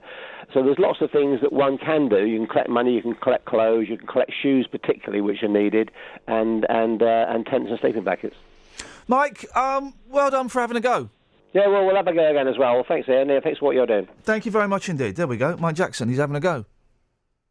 He's having a go and trying to make a difference. Well done him. More than I'm doing at the moment, if I'm completely honest. Thank you, Mike. 03459 455 555. Really happy to take your calls on why you think we shouldn't have the refugees here. But, just to up your game a little bit. We're not some kind of slack, cliche-ridden show that just we're not LBC. We're better than that. We're the BBC. So the knee-jerk, we're full, we don't want them. What about our own? OK, that's fine. Put it to one side. Now come up with an intellectual argument. L says, there are millions now living in this country. Your opinion is not the same as everyone's. I know. That's why I was slightly disappointed with Steve, because he thought, I know, my opinion is different. You will find many do not want them. I know. We have a housing crisis. Yeah, I know. Rob spoke to a poor girl living with a daughter in an M1 hotel. Yeah, I spoke to her the other day. Poor ex-serviceman lived in a bin store. Yeah, I know. I spoke to the fella. I have a relation, and I don't understand what the point is you're making. Yeah, I know that people are living in crappy conditions in this country, right? Let's help them as well. It's not we're going to help the Syrians or we're going to help our own. They're not mutually. I have a relation in a B&B. Funding cuts for cancer patients. NHS penniless on its knees. Well, that's not true. Benefit cuts. Pensioners struggling to. Yeah, okay. Well, we can focus on those as well. We can do all those things, and we can also help some foreigners who are being bombed and watching their kids die. I mean, I don't see a problem with that. Travel news for beds, cards and bugs. BBC Three Counties Radio. On the M25, there are queues approaching junction 20 for Kings Langley from junction 22 for St Albans because of a car fire which blocked the exit Slip Road earlier. On the anti-clockwise M25 around junction 16 for the M40 as well, it's looking very busy on the speed sensors. And the M1 southbound is slow from junction 10 for Luton Airport to 7 for Hemel Hempstead. In Hitchin on Fishponds Road, a reminder that that's closed between Bedford Road and Burton Avenue, so it might be extra busy in Hitchin. And in St Albans on the North Orbital Road, there's a lane closed for roadworks between the Park Street roundabout and the London Coney roundabout. Looking at the speed sensors, it's looking a little bit slow, also looking quite slow on Harpenden Road in both directions, but in and out of the town. Samantha Bruff, BBC Three Counties Radio. Thank you, Sammy.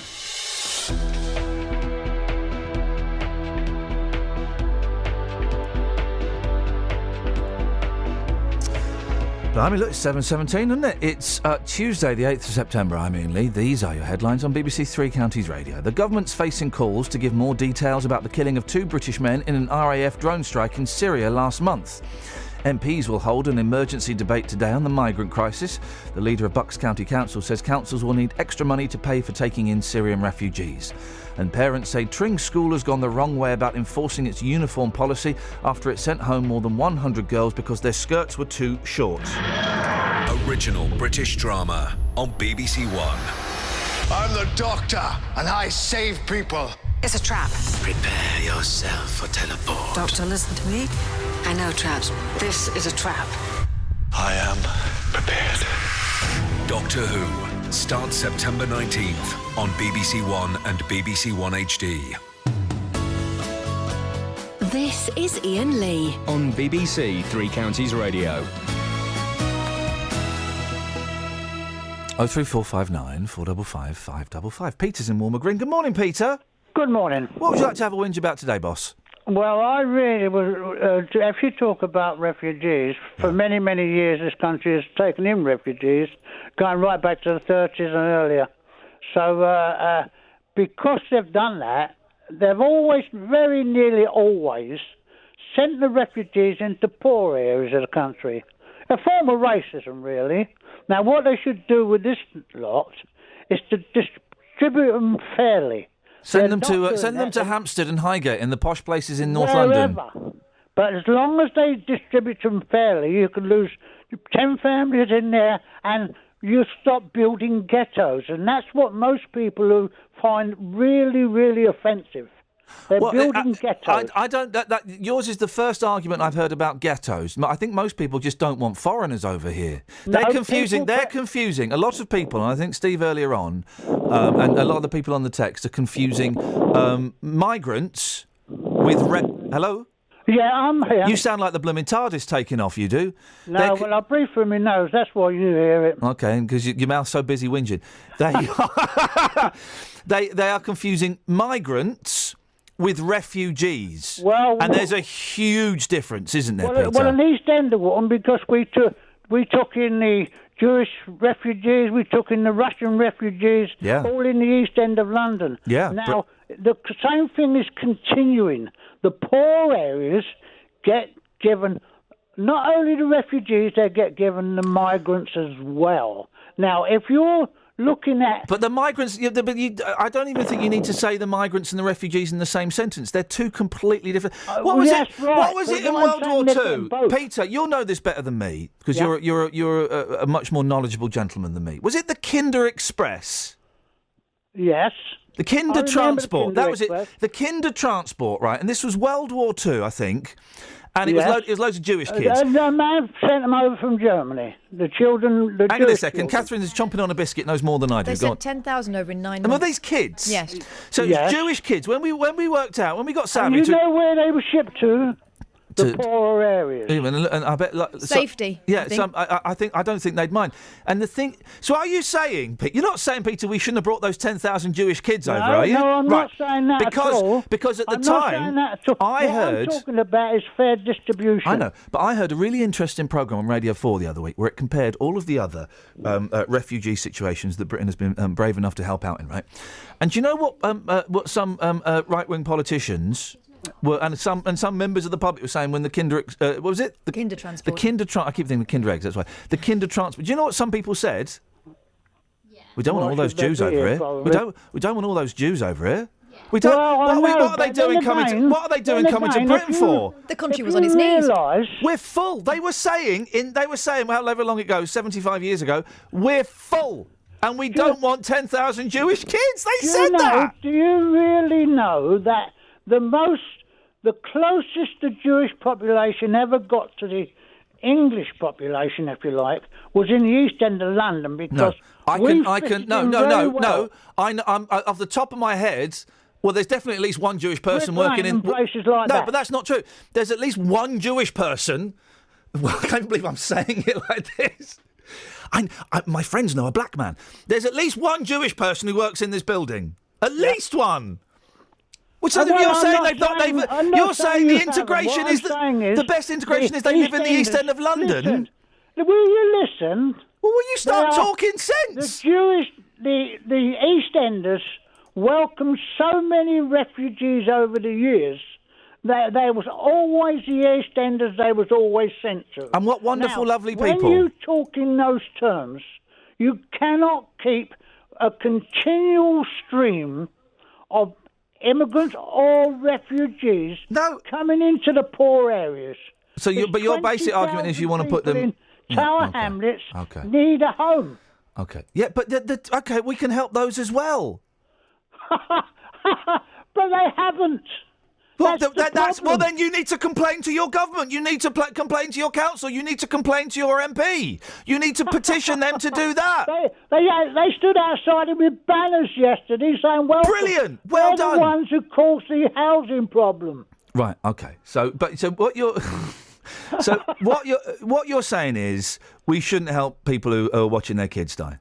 No, I did not. I'm saying have them in, but distribute them fairly. Okay, then why did you mention migrants and the housing crisis for British people? Well, it's the same thing because it's taking people in who need somewhere to live.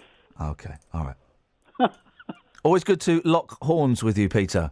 Absolutely, and I enjoy talking to you, Ian. I enjoy talking to you, and best of luck anyway. I know you can take a robust probing, so thank you. Have a good day, Pete. Take care. Cheers. Ta-ta. 03459 455 555. Now, more than 100 Tring schoolgirls have been sent home for breaking uniform rules. Parents are furious that they've bought new pleated skirts only to be told they're too short. So far, the head teacher has declined to comment. Until now. Sue Collins is on the line. Morning, Sue. Good morning, Ian. Now, this is an interesting story, isn't it? Thanks for talking to us. I really appreciate it. So you tell us what's gone wrong from your point of view. Well, let me just start with a little bit of background here, Ian. First of all, Tring School is a really good, strong church school with over 1,500 students. All of our external metrics as a school are absolutely fantastic. Ofsted, SIAMS, our results are really pleasing. You know, we've had to take what I call strong leadership for many, many years to get our school into this position. So we do have high standards. We value the morals and the value that we place on our education for our youngsters. So, you know, we can be really, really proud of everything that we're doing.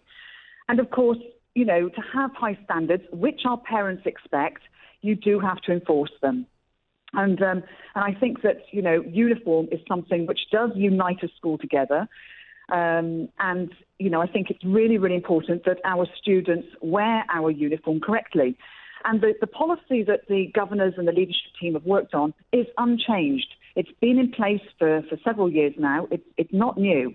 So how come so many parents and pupils got it wrong this term then? Well, that's right. Well, what happened is that last year we could see that skirts in particular were becoming much, much shorter, and they were becoming what I consider to be virtually indecent. Likewise, shoes were also becoming more fashionable rather than practical. So we wanted to take action. And the best time to take that type of action is at the start of a school term, which is when parents are usually considering buying and purchasing new uniform items. So we communicated with parents at the very beginning of July. And we gave a very explicit letter which said to parents that the skirts needed to be knee length, and we didn't sort of, say anything further than that. We said they had to be knee length, and knee length to us does mean that it has to touch the kneecap. And of course, the vast majority of students arrived at school on the very first day, able to go into lessons because their skirts or trousers were absolutely the regulation sort, and they worked and they went straight into lessons. We obviously did have a number of students that we intervened with, where there were a mixture of different solutions that were, solved for those students. One or two might have, gone home to sort it out, but also we had parents coming in, bringing in the correct garments. But those skirts do have to touch the kneecap. That is what we are expecting. And that way then, our students then look really, really smart. And that is what the uniform policy is all about. How many students did you send home that day? I can tell you that we have intervened with about 120. But what I will say is that of those 120, some of those students went home, some stayed in school, so that then parents would come into school and they would deal with those issues with us and their children here on site. So, there was a mixture of solutions there. I think that's. Do you know what? I think that sounds fair enough. I would be slightly upset. I know you're probably expecting a grilling, so you ain't going to get it from me because I'm kind of on your side. I would be slightly upset if I haven't got teenage kids yet, and I'm dreading that. But if they got sent home from school, but And when I was 13, 14, 15, man, I hated the school uniform. But now I'm a parent, and I've got kids that are starting school. I get it. I get why it's so important, and I get that it presents a nice image for them. They look smart. They don't look, they're not sexualised, particularly if they're young girls. Absolutely. And also it presents an image for the school. And as you say, the school's doing really well, and the uniform is part of that. It is, and it's about having high standards. I have high standards for absolutely every function of my work, and I expect then also everybody that's part of this community to do so.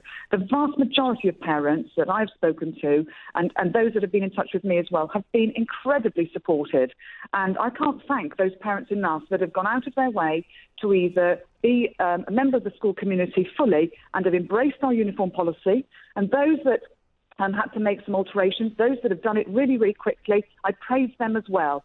As always, there is a hardcore group of students who in some ways are colluding with rebellious children. And, that's not a good role model for them to be making. And as far as I'm concerned, rules are part of life. Everybody has to accept that. And when I get comments about, we want our children to be unique and individual and so on, absolutely. But we do that within the learning, within the curriculum. We have diversity and personalisation within the learning, and that takes place in the lessons. But as far as I'm concerned, when the children come to school, they must wear our school uniform and do that with pride and wear it properly. And as I say, they are then an identifiable member of Tring School.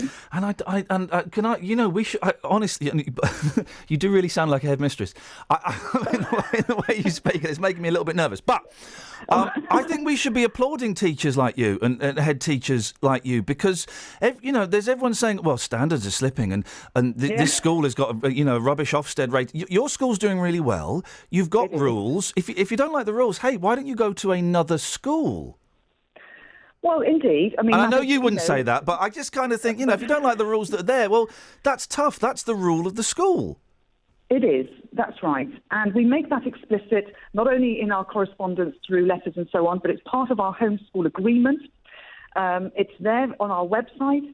So, we've got open evening coming up very shortly. It's a really big marketing exercise for the school, and I will be sharing with potential new parents that we do adhere to our rules. And we would want them and expect them to also be part of that and to support us so that then we are united in together, having that partnership, we educate those children together. And that's what helps to generate success. I think Catherine's just whispered in my ear, and my producer, and I agree with that. I think it's very brave of you to have enforced it to such a level, these rules to such a level. And I mean, I would imagine you're surprised slightly by the size of the backlash, the fact that it's got in some of the papers and stuff like that. But congratulations, well done. Well, thank you. Our PR has been really, really clear and explicit. As I say, it is just a small group now of parents that have decided to take it elsewhere. Let's put it that way. And and as far as I'm concerned, that's their choice. However, we're not bending on this. We are going ahead, and students are they are wearing our uniform, and they're wearing it correctly. Yesterday, as you can imagine, there were a very, very small number that were non-compliant, and the rest were all in their lessons, working really, really well. And teaching and learning is our main focus. I'd happily have you being responsible for my kids. So I think you're doing a brilliant job. Wonderful. Congratulations. Well done. Thank you very much. Thank you, Ian. Thanks all right. a lot. Good to There we talk go. with you. Ta-ta. Okay. Bye-bye. Anyone else feeling slightly nervous about talking to a headmistress? As she was fair play, she was expecting a grilling. Not from me. If you listen back, you'll hear a little sigh of relief. Yeah. Well done. Well, how can anyone argue with that? How can anyone argue with that? What an excellent example of a head teacher. 03459 455 555. Travel news for beds, cards and bugs. BBC Three Counties Radio. There are long queues on the M25 anti-clockwise from junction 22 for St Albans to 20 for Kings Langley because of a car fire earlier which partially blocked the exit Slip Road.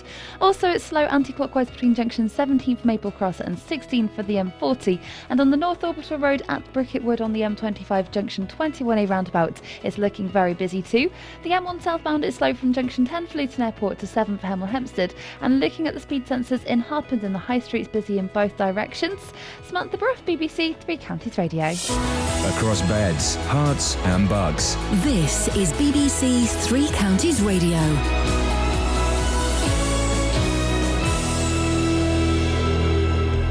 With the headlines, I'm Simon Oxley. The government's facing calls to give more details about the killing of 2 British men in an RAF drone strike in Syria last month. MPs will hold an emergency debate today on the migrant crisis. The leader of Bucks County Council says councils will need extra money to pay for taking in Syrian refugees.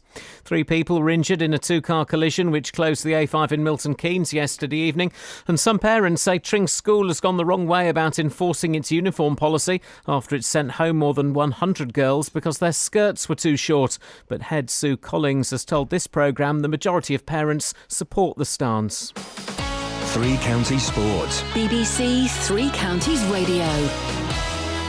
Andy Murray has suffered his earliest Grand Slam exit for 5 years, losing his 4th round tie at the US Open in 4 sets against South Africa's 15th seed Kevin Anderson. Obviously managed to get the 3rd set, and then the beginning of the 4th set, obviously when you win a set like that, obviously the beginning of the next set is very important. I had an opportunity in his first service game, didn't manage to get it, and then he served very well after that. In the women's singles, the British number 2, Johanna Konta, lost in straight sets to the Czech player Petra Kvitova. Victory for the Republic of Ireland, a draw for Northern Ireland and defeat for Scotland in last night's European Championship qualifiers. The Republic stay in contention for a playoff place after beating Georgia 1-0. Northern Ireland scored a stoppage time equaliser to draw 1-1 at home to Hungary. 2 points from their final 2 games will seal qualification. And Watford's Ikechi was a second half sub as Scotland lost 3-2 at home to Germany. Scotland need to take at least 4 points from their last 2 games to have any chance of a playoff place. Boss Gordon Strachan is refusing to give up hope. We play like that, same determination, with a wee bit of luck. When you play the world champ, you need a wee bit of luck. You don't need deflections coming off somebody's foot creeping the back of the net. And they might have thought to themselves, we've not got any luck tonight, but they went through that pain barrier. So we're still in this. Tonight, England, who have already qualified, host Switzerland at Wembley. Watford midfielder Valon Barami is set to feature for the visitors. The Wales fullback Lee Halfpenny is out of the Rugby World Cup after rupturing knee ligaments during Saturday's win over Italy. England's cricketers face Australia in the 3rd one-day international at Old Trafford today. And in Speedway's Premier League, Rye House lost 52-41 at home to Peterborough last night, despite 17 points from Edward Kennett. BBC Three Counties News and Sport. The next full bulletin is at 8. This is Iain Lee on BBC Three Counties Radio. Morning, Joan. Who? Joanna? Oh, it says. Oh, do you know Moni Joan? No, Moni Joanna instead. Okay, well, let me start again. Hang on a second. Hang on. Let's pretend that never happened, Joanna. Hang on. Here we go. Morning, Joanna. Good morning, Ian. How are you? I'm all right, thanks. How are you now? I've got your name right. Absolutely wonderful. Thank you very much. Just wanted to make a few points about Susanna Collins. What a fantastic example of a headmistress, isn't she? And maybe in your opinion, yeah, but probably not in half the mums in Tring at the minute, to be fair. You say half the mums. Well, maybe you should ask all the mums whose kids she sent home without letting them know that they were being sent home. Yeah. You know, is that a great idea? Is that a great example of a head teacher? Yes, it is. I think it shows leadership. Don't break the rules. Sending year 7s and year 8s home without letting their mum and dad know that they've been released from school. Don't break the rules. Great idea, Ian, letting the kids wander the streets. No, she sent them home. Yeah, without letting their parents know. So your kids. Some of their parents have gone to work. Some of their parents, you know. Did she do it? Did she do it to your kids? She didn't do it to mine because. Right. Okay. Talk mine to me. Got put in internal instead. Well, in that case, why don't you talk to me about how it's impacted on you? Put in internal one day, then the next day her skirt was all right. So how did it impact on? How did it? Know Joanna. What they're on about. Joanna. Ian. How did it? How did it impact on you? Don't tell me about other kids. How did it impact on you? On me. That's the question, yeah. Well, I had a very, very upset year 8 student on my hand who'd been humiliated in front of her friends for the fact that her skirt was too short, which it wasn't, because the next day she went in, her skirt was absolutely fine. Okay, do you know whose fault that was? Well, ultimately, I would say it's the headmistress's fault. Who bought the wrong skirt? A Marks and Spencer's longer length skirt. Who bought the wrong skirt? Not me. Who bought that skirt then? I bought the skirt. Okay, I bought the so right if you, skirt, 26 inches long. If you bought the skirt, did it touch the kneecap? It certainly did. Well, then why was she picked out then? Because it was on the top of the kneecap, not on the bottom. Joanna, this is how you finicky cannot. They are, Ian. Yeah, it's called rules. But it's so called what's it got rules. To be? They should stipulate. Oh, it's got to be completely covering the kneecap because kneecaps, you know, they're a bit provocative, really, aren't they? On a 12-year-old girl. This is the other point they've been making. You know, the girls are dressing provocatively. I'm sorry, she's 12. She's wearing black ties. Some people find here's something you're not going to like. Some people find 12-year-old girls sexually attractive. Do you know who those people are? In a school environment, they all get their bums kicked out because that's just sick and Joanna. wrong. Do you know who finds 12-year-old girls sexually attractive? The little boys in the school. 12-year-old boys. But I don't think that they do, Ian. Not in the way that everyone's making out. Oh, those girls are dressing sexually. I was a 12-year-old boy. I was a 12-year-old boy. I've got a 14-year-old son at that school. And I bet he tells you. I bet he tells you exactly how he feels about sex and things, doesn't he? Oh God, no! I think I'd be revolted if he did. Thank you, Joanna. You can't blame anyone. You can't blame. He would say to me, "Mum, yes, I find some of the girls attractive, but I don't go around the whole school looking at their legs in their black tights and their black long skirts." Can I tell you? You met your match with me, my son. You will not beat me on this. Well, Joanna, you. I've not even started yet, love, and you're doing terribly. Neither have I, love. Neither have I. The thing is, Joanna,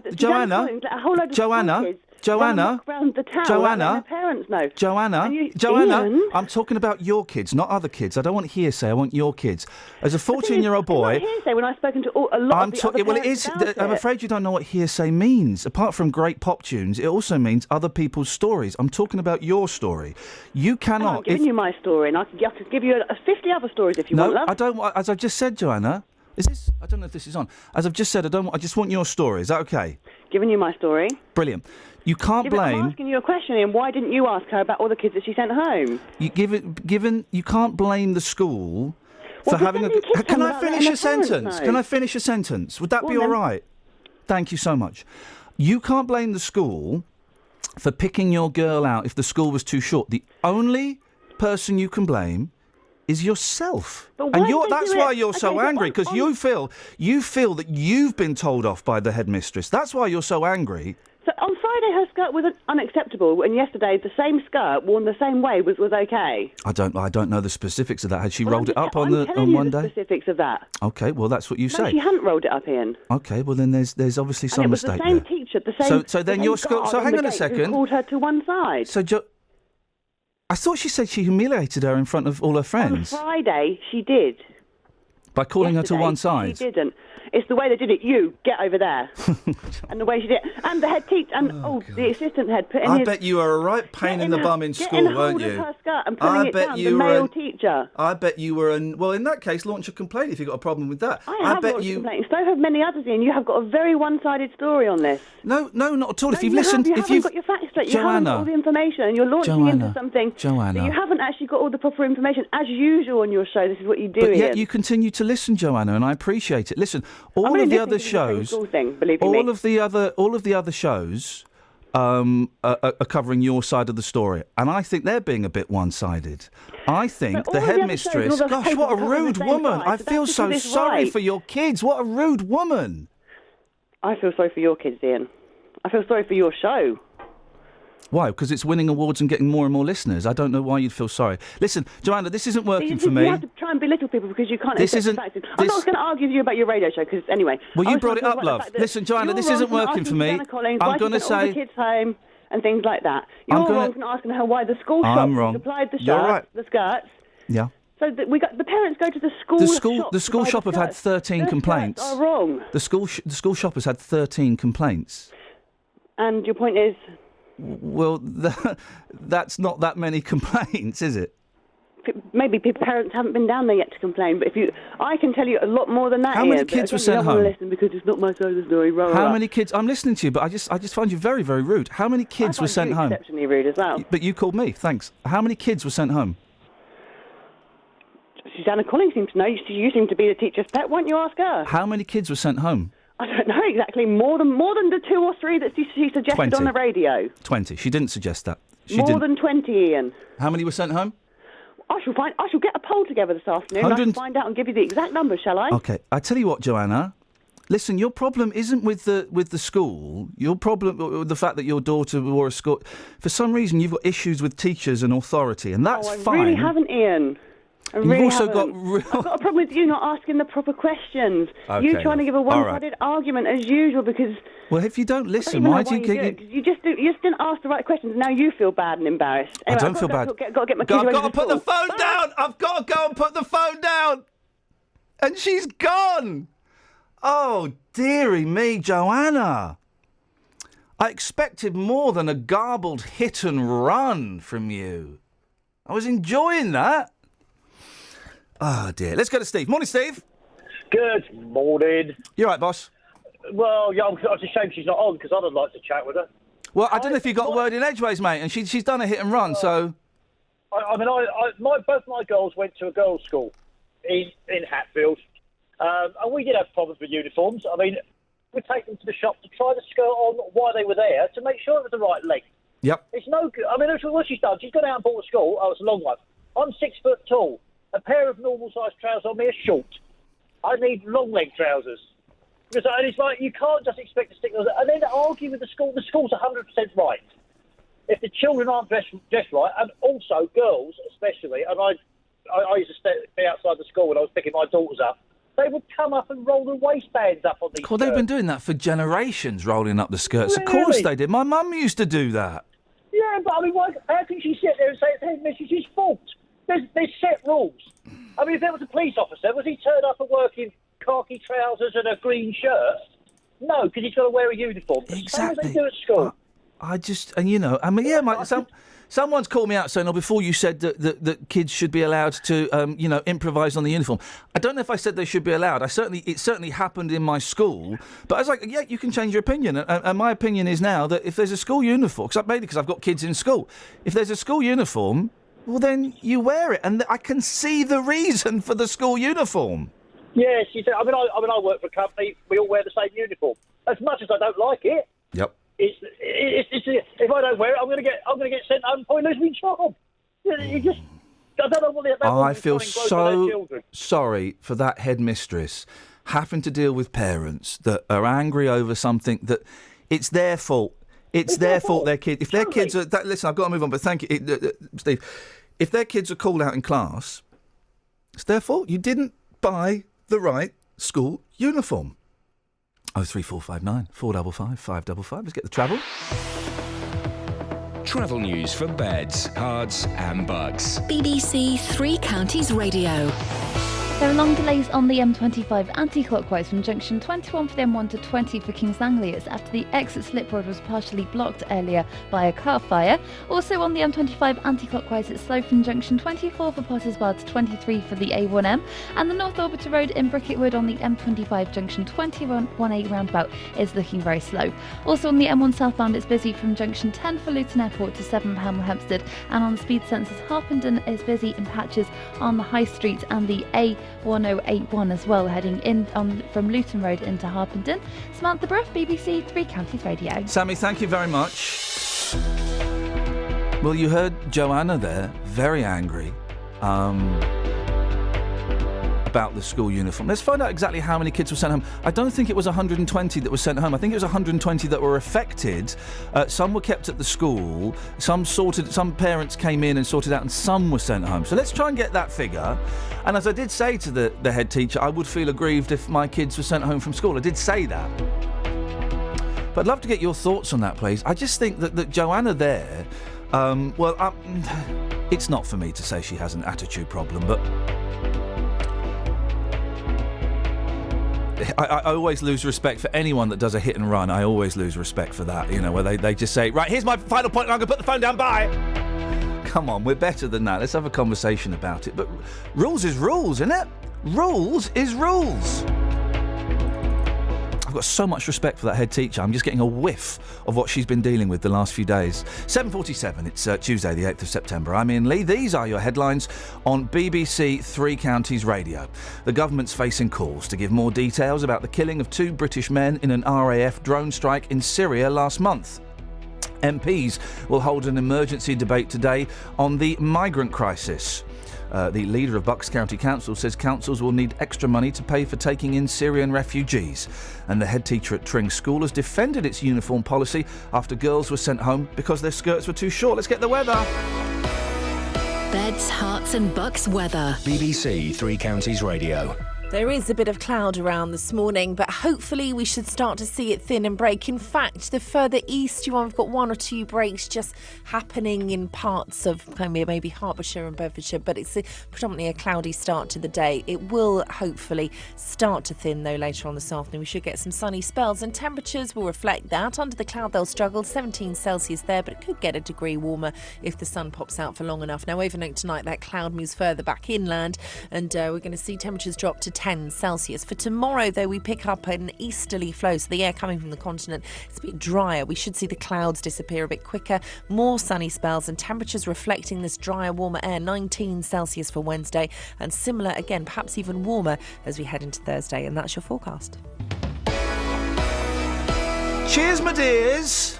Even if you can't get to the match. Already, we're hearing stories of Watford fans saying that they are going to struggle to get here. Or listen to the commentary. Got quick feet, hasn't he? Quick feet and good skill and good vision. You can still keep up to date with your local team with Three Counties Sport. There is the half-time whistle. It's 0-0. Plenty to ponder. Follow us on Twitter to get all the team news. There's 2 changes from the team that won at Barnet on Saturday. Goals as they happen. Trying to make room for the shot. Marriott into the corner of the net.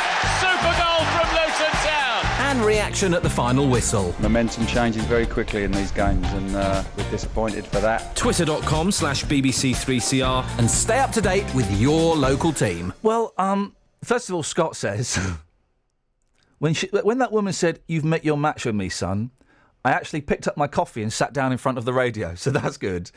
And I don't know what's going on. I've got more tweets, more texts agreeing with me than disagreeing with me. And I don't, I'm unused to this. Do you want to read some of them? What, the texts? It would be immodest of me to read them. Mark in Bedford, if you sign a homeschool agreement, you must abide by it, no option. All parents do sign it. Shirley in Milton Keynes, Shirley's not usually on your side. Hi, you're absolutely right. Dan, that woman was wrong. Her daughter rolled her skirt up, I'm sure, and she wasn't there to witness it. Well, good argument, you won. Well, we don't know that, but as I say, you rolled your skirt up, Kath. My mum rolled. For generations, girls have been rolling their skirts up. But then, you know what? Sometimes I look back at the pictures of what I used to wear and I think, I'm lucky my dad didn't see me go out like that. And whether it's because, I don't think that it's because of paedophiles finding young girls attractive. There is an argument, I know you possibly disagree, Catherine, but there is an argument that 12-year-old, 13, 14-year-old boys, surprisingly, they do find 12-year-old girls sexually attractive. And it might be a distraction. That might Yeah, be. But I I think there's a bigger issue of just representing the school and learning to follow rules. Yeah, and not being at school to show off. And there is a lot of showing off that goes on. I mean, flipping heck. Remember college? Every day was a catwalk, wasn't it? Joan the Moan, thank goodness she's gone. Rules are rules. Head teacher is spot on. Some quite personal stuff. We don't need to go there. Here's one. If it's the use of the word humiliated that puzzles me. What is humiliating about a teacher telling off a pupil? That happens every day in schools. They are there to learn, and if that includes learning to follow rules, then there's nothing wrong with that. Some people are bolshy just for the sake of it, says Janet. Well, OK, let's go to John. Morning, John. Good morning, Ian. How you doing, brother? Well, I've woken up now, boss. What you got for me? I just had to say, that Joanna woman, I pity that fool, Ian. That was absolutely epic. I loved listening to that. That was crazy. I completely agree with the headmistress. She was amazing, and she was just, I would say, a real credit to head teachers. You know, everybody usually put them down and say, oh, they're not interested in the school and they're not doing well. I think she's doing a fantastic job, because when I used to drop off my stepsons to their school, it was like a catwalk show. I was embarrassed driving through that little area because the skirts were so high, the makeup. It felt like a nightclub gig I was doing. It was an absolute nightmare. It wasn't representing of the school anyway. I just think, and as when I was younger, I kind of knew sort of what school uniform was about, but I didn't like wearing it. And I thought, but you know what? Tough. Looking back now, as a dad who's got two kids who are, starting school, I kind of think, yeah, tough. There are reasons for it, and you'll get those reasons later on. You might not get them now, but you'll get them later on. Hey, you never guess what? You know, Joanna had to go. She ran out of time. Oh, yeah. She's back. Morning again, Joanna. Ian, thought you had to go. Try and mock me on the radio because there's absolutely no need. I'm not. I thought you had. I know there's no need. Do have to go. I have You're doing it yourself. to get ready for school. Okay. Well, what I'm would not you? going to listen to you trying to ridicule me and all the parents. I'm not ridiculing you, Joanna. Honestly, you've embarrassed yourself. Ian. What would you like to say? What have you called back for to say? I would like to say, Ian, basically, you should ring back Susanna Collins and ask her how many kids went home from school. She sent home from school. We've just done this argument, Joanna. Ian, we've just done this argument. I've got equally as many as you have got. Okay. Joanna. Ian, okay, that's great. Because to try and ridicule here we go. The parents either. I'm not ridiculing the parents. What I'm saying is, Joanna, there are school rules. You broke the school rules. Deal with it. Ian, and your attitude is atrocious. School rules by buying the schools from the school shop. Did you try it on? Yes. You got what's the name of what's the school shop? Almar. Because I thought you said you got yours from Marks and Mine Spencer's. in Marks and Spencer's. So you didn't even buy yours from the school shop. Ian, you didn't even buy yours from the school shop. The skirts on in the shop. You didn't even buy your skirt. You didn't even buy your skirt from the school shop. On behalf of the parents I don't want you, Joanna. This is the thing. This is how conversations work.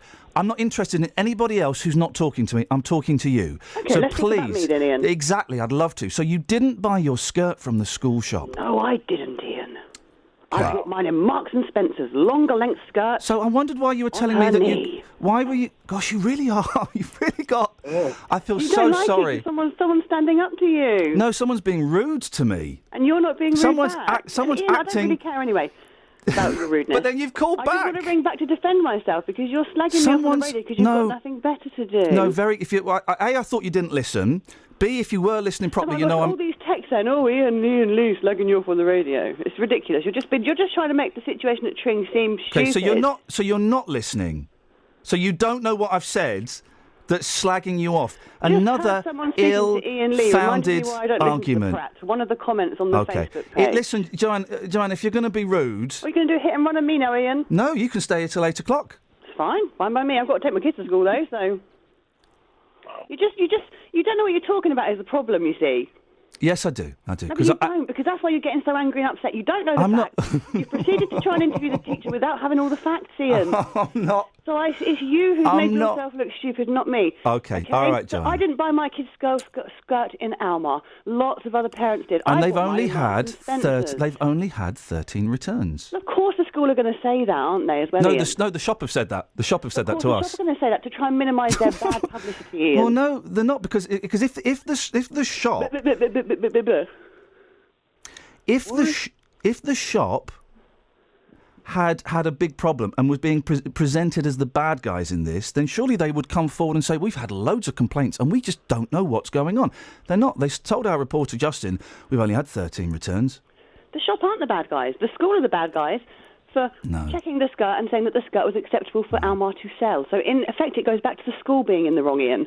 And besides the point, the school You didn't buy yours. You didn't buy yours from that children school. Without letting the parents know. That is the main issue here that people are worried about and concerned about. Not, in fact, the school skirt, Ian. You're getting the whole point of it wrong.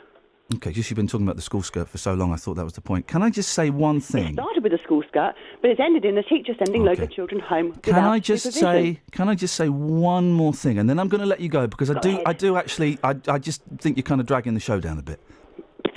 As if it needs me. And you just... And that's an example of what I'm going to say. Isn't it interesting? Like the truth.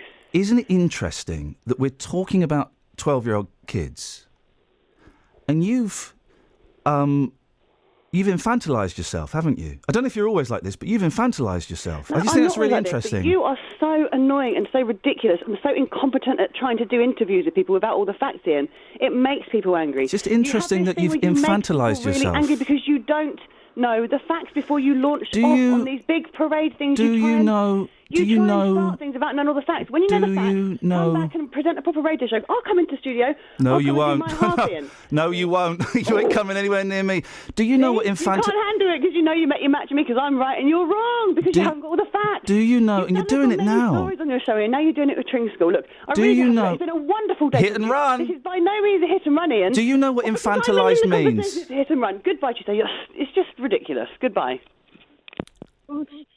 Wow, that's like a poor man's Katie Hopkins. Isn't it interesting? I don't know if she's always like that.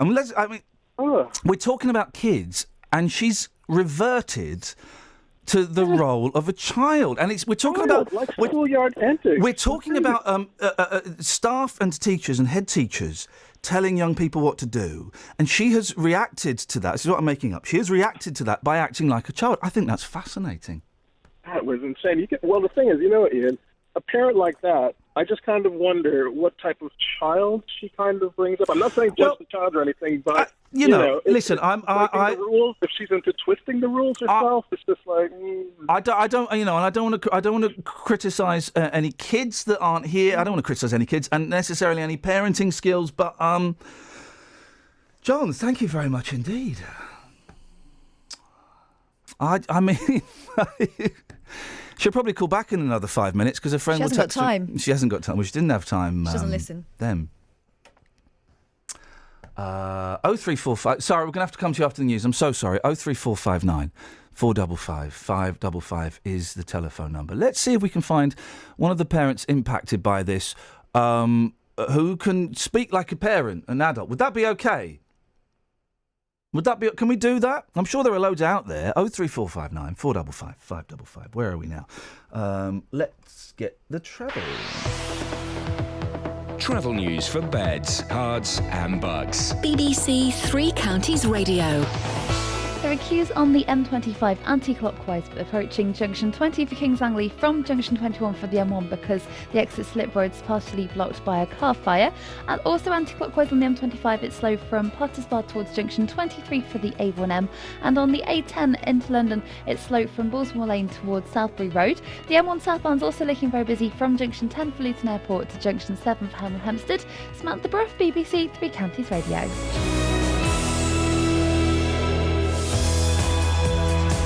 Thank you, Sammy. Thank you, Joanna. There's no way she's coming within 100 yards of me. Flipping heck. She'll start pulling my hair and giving me dead arms. Local and vocal across beds, hearts and bucks. This is BBC Three Counties Radio.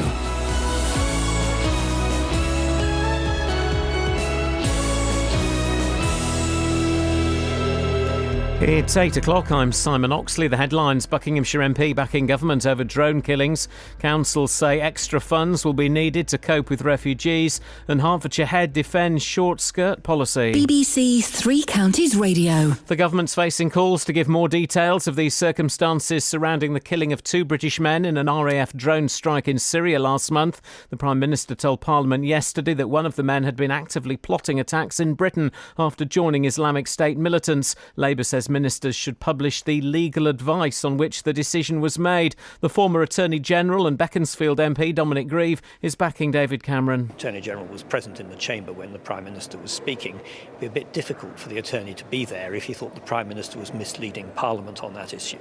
So my view is that the Attorney would have had ample opportunity to look at the background intelligence, to understand the issues involved and to provide the legal advice. MPs will hold an emergency debate today on the migrant crisis and the announcement that up to 20,000 Syrian refugees will be allowed to settle in Britain over the next 5 years. The scheme will apply only to those living in camps in the Middle East and not to those who've already made the journey to Europe. But the leader of Buckinghamshire County Council, Martin Tett, says councils will need money to pay for it. Government must step up to the plate on this. We're looking here at very large amounts of money over an extended period of time. This is not a few £1 million on a one-off basis from the overseas aid budget. You know, this is going to be a large amount of money over many, many years to come.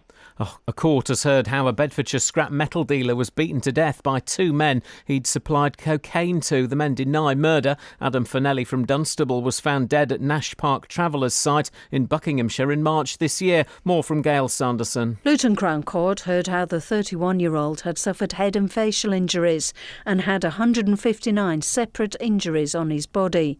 Giving evidence, his 28-year-old partner, Jess Slade, said Mr Fennelly's behaviour changed 2 weeks before he was killed and he started taking drugs.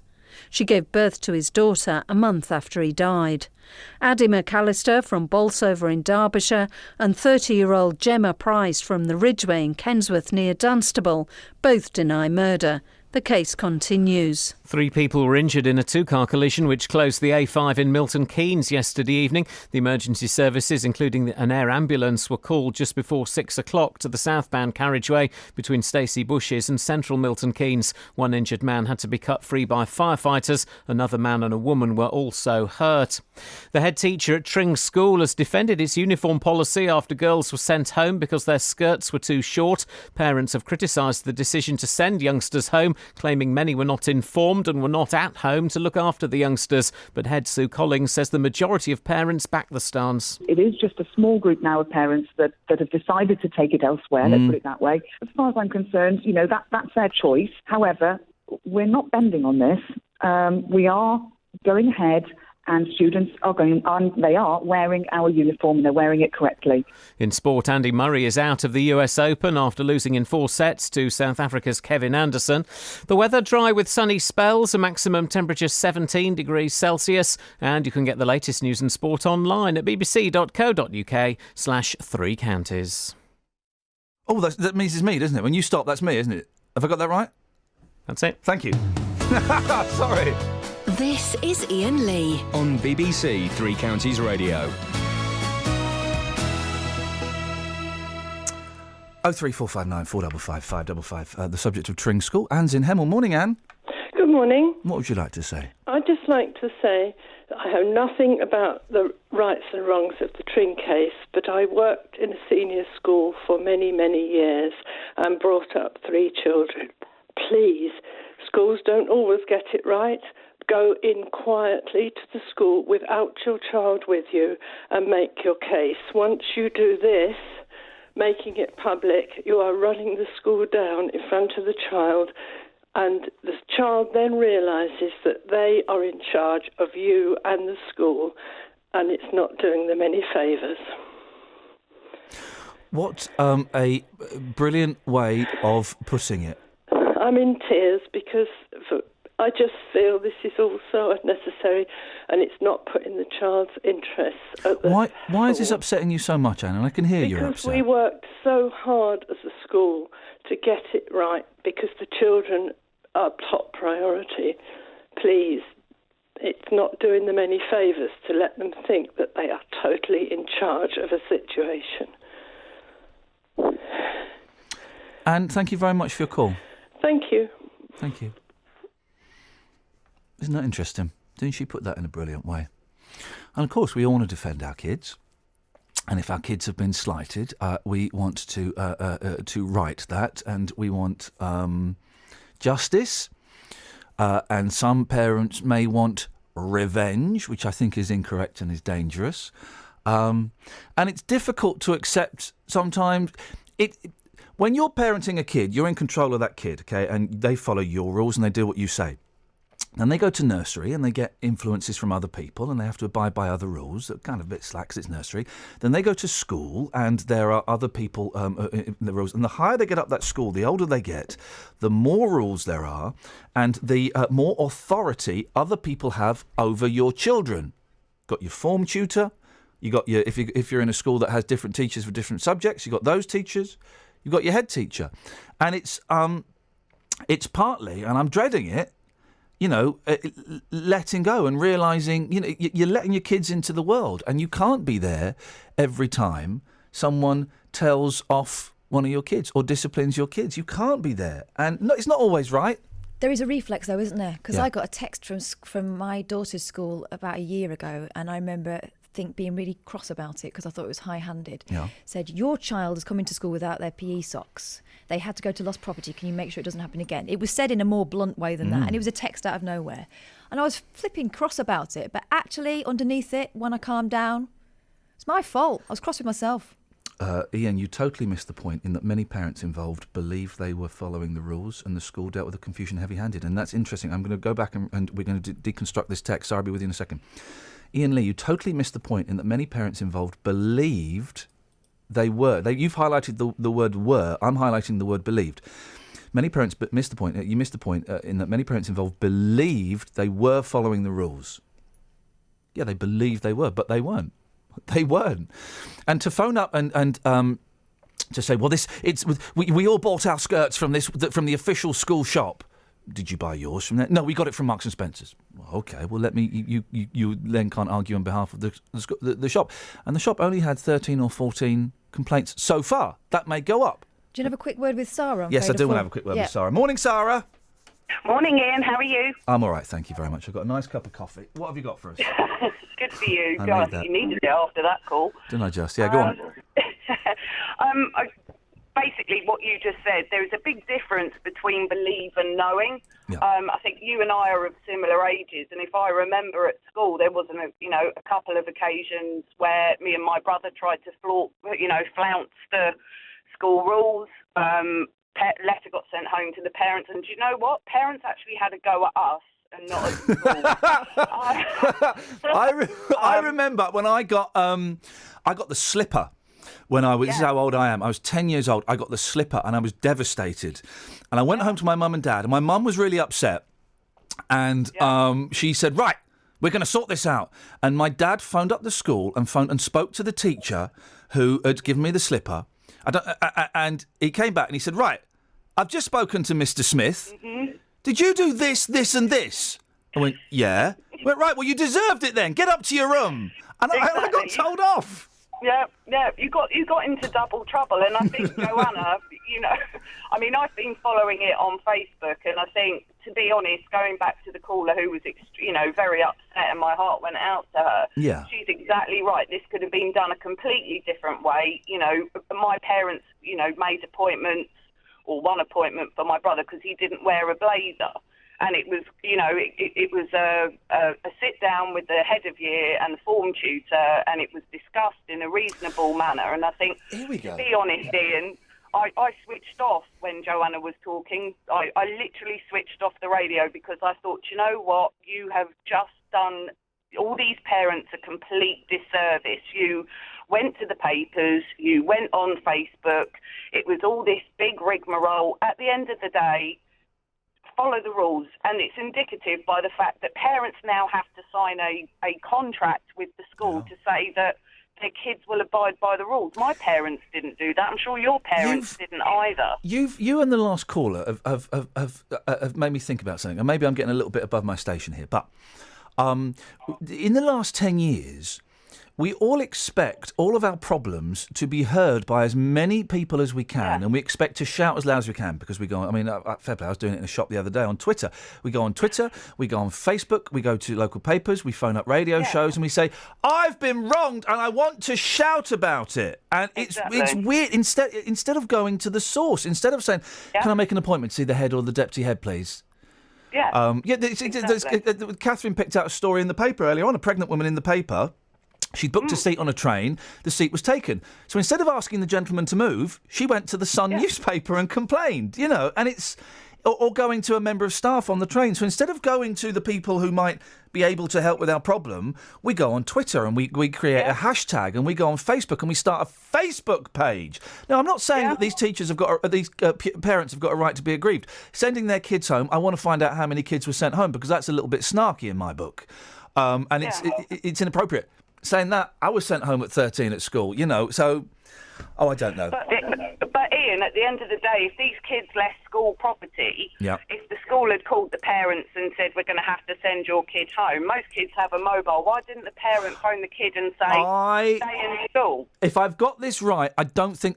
again, another example of this great school. I think I've got this right. They don't allow mobiles in the school. I think I heard that on another radio show last week, so well done. Again, the headmistress, and I genuinely, I mean it, I would be more than happy to entrust my kids with her, because she sounds like she's passionate about getting the best for the kids. Exactly. I mean, you know, we used to have to kneel on the floor to make sure that our skirts were of a length. Did you really? If a letter got sent, See, that's a bit weird. Oh, it was a Catholic school. Oh, well, there you go. You see, you got off lightly in that case. You know, you would get in trouble with your parents. I think there has to be a united front in front of the kids, which is any aggrievement that you have about the school, you take it to the school. You don't put it on social media. You don't go to the papers, because as I think it was Anne, who was the woman who was very upset, the kids then hold the power. At the end of the day, the kids go to school to learn respect for themselves, to learn respect for adults. And if, you know, all this, you know, whatever this is, explosion of emotion, and my child was upset, you know, children get upset. It was the story was sold to us that it was a problem with the official school supplier, and that like 100 people had returned. Well, it's not, because she was, as Joanna said, she got us from Marks and Spencer's. So the problem is parents cocked up and they're embarrassed, and that's fine. Exactly. That's fine. Yeah. Accept it and deal with it, and stop embarrassing your kids. Sorry, nice to talk to you. Thank you very much indeed. I've got to move on. 03459 455 555 is the telephone number if you want to give us a call. You can text 81333, start your text 3CR, or you can you can tweet. Let's play nice, guys. Come on, let's play nice. Yeah, there's no need to get personal or childish about it. It's already been done. Yeah. I don't like to necessarily. I'm not. I'm not Joanna. I'm getting personal there. It was a cheap shot. Next. But there's no need to get personal. She almost did. She did an impression of you. She mocked my stammer. I have a little bit of a stammer when I'm thinking. It's not like a proper stammer. Is it a stammer or stutter in this country? One's American, one's English. I'm going to say stammer. It's not a stammer, but sometimes when I'm thinking and I'm thinking of three things at once, and I'm thinking what my question's going to be, I do a little stammer. She mocked that. She almost took the nick out of the programme generally. She almost did Yeah. Didn't she? Yeah. I think she did. Anyway, it doesn't matter. Doesn't matter. Just go and buy a new skirt, be fine. 03459 455 555 is the telephone number if you want to give us a call. I'm going to lighten the mood. In a minute. I tell you what we'll do is travel there, because we're going to go to travel first. We'll go to travel early, do the news, and then we're gonna pull a greatest hit out of the bag, shall we? And do something for the loyal listeners who've had to sit through all of this fighting before today. we cross to Calais and the migrant camps. There we go, ladies and gentlemen. Travel news for beds, cards and bugs. BBC Three Counties Radio. On the M25 anti-clockwise, there are queues approaching junction 20 for Kings Langley because of a car fire earlier on the exit slip road. On the M1 southbound, it's slow from junction 10 for Luton Airport to 7 Pembrokeshire Hempstead. And the A1 southbound is also very busy from the Holiday Inn towards the Broadway at Mill Hill Circus. Also in Watford, it's looking busy on the speed sensors at Exchange Road at the junction for Beach and Grove. And the A1 southbound is slow approaching the Black Cat roundabout from the St Leo's junction. Samantha Bruff, BBC Three Counties Radio. Thank you, Sammy. A greatest hit coming out of the bag, a blast from the past, a golden mouldy. Before that, 8:15, bang on. It's Tuesday, the 8th of September. I'm Iain Lee. These are your headlines on BBC Three Counties Radio. Labour is pressing ministers to publish the legal advice for the decision to order an RAF drone strike in Syria, in which 2 British jihadis were killed last month. MPs will hold an emergency debate today on the refugee crisis, and the head teacher at Tring School has defended its uniform policy after girls were sent home because their skirts were too short. We've had a brilliant summer of cricket. That's Edson Court, it's all over.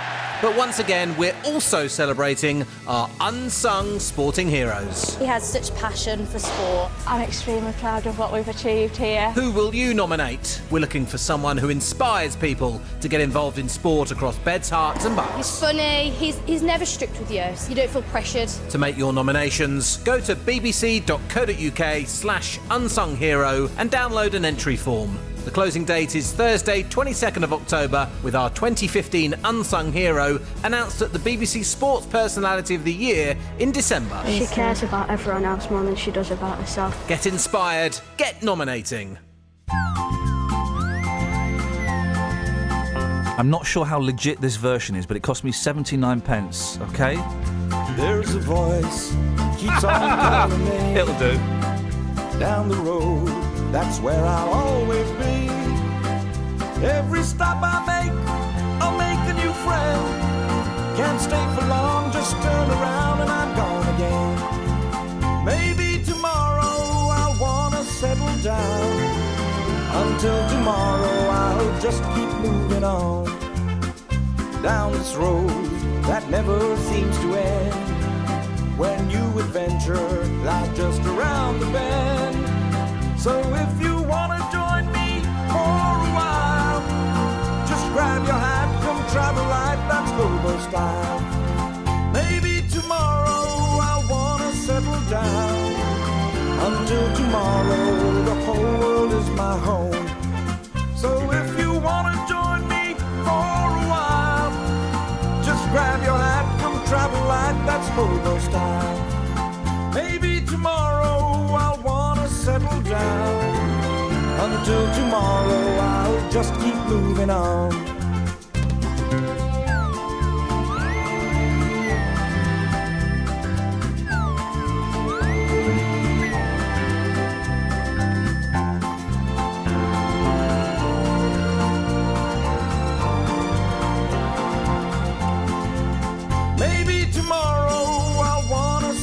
Down.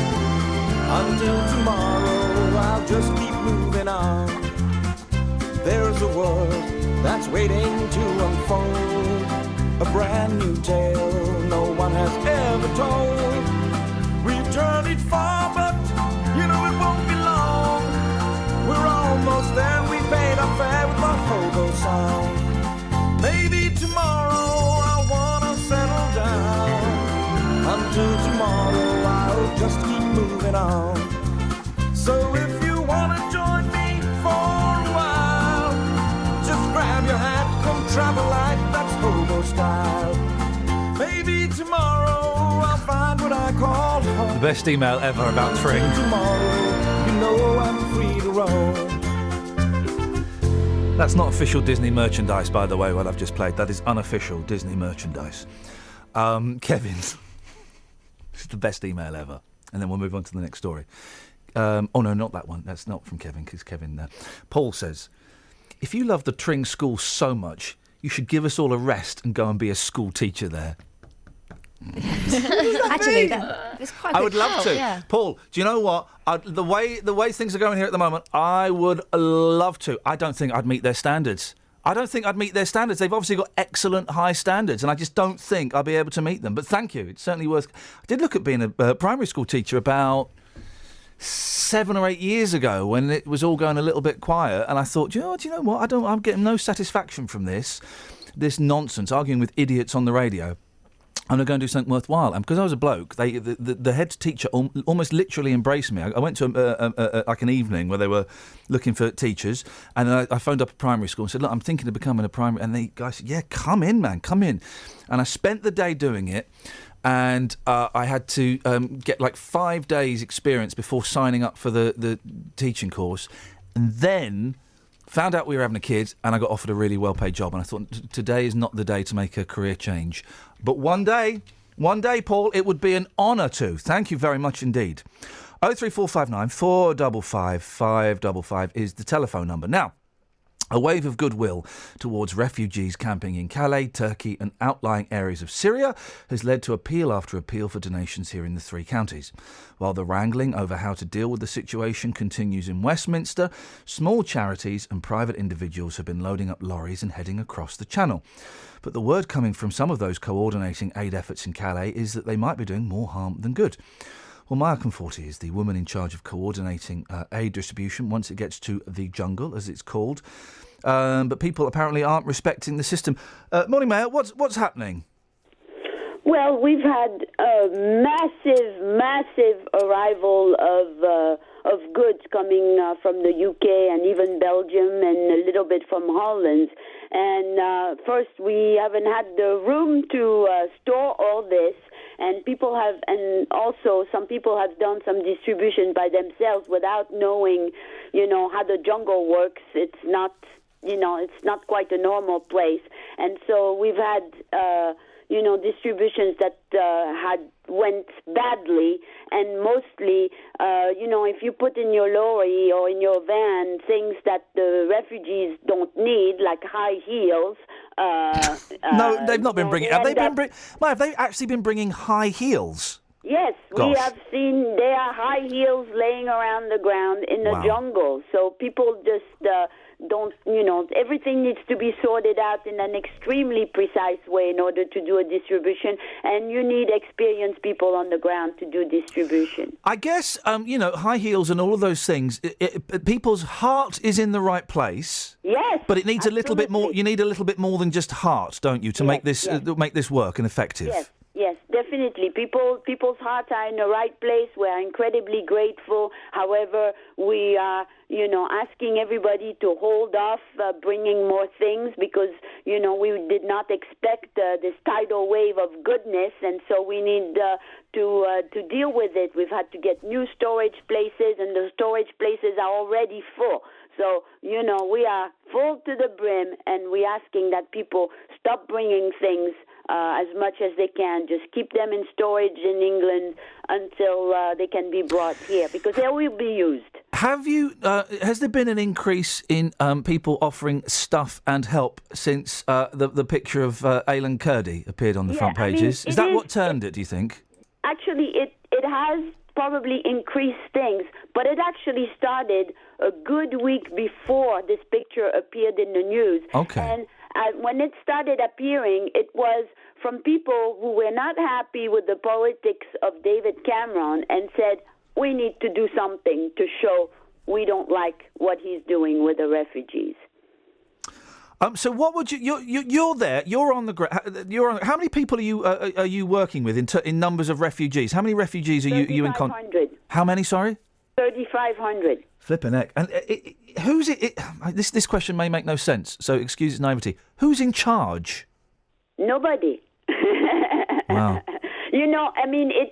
It's a place where there's no central administration and no central organization. There is the Jules Ferry Center, which is government-run, but it's only a day center. The jungle itself has nobody in charge, just a bunch of people who help, and basically 3 small NGOs, local NGOs, who help there. But there's nobody who's boss.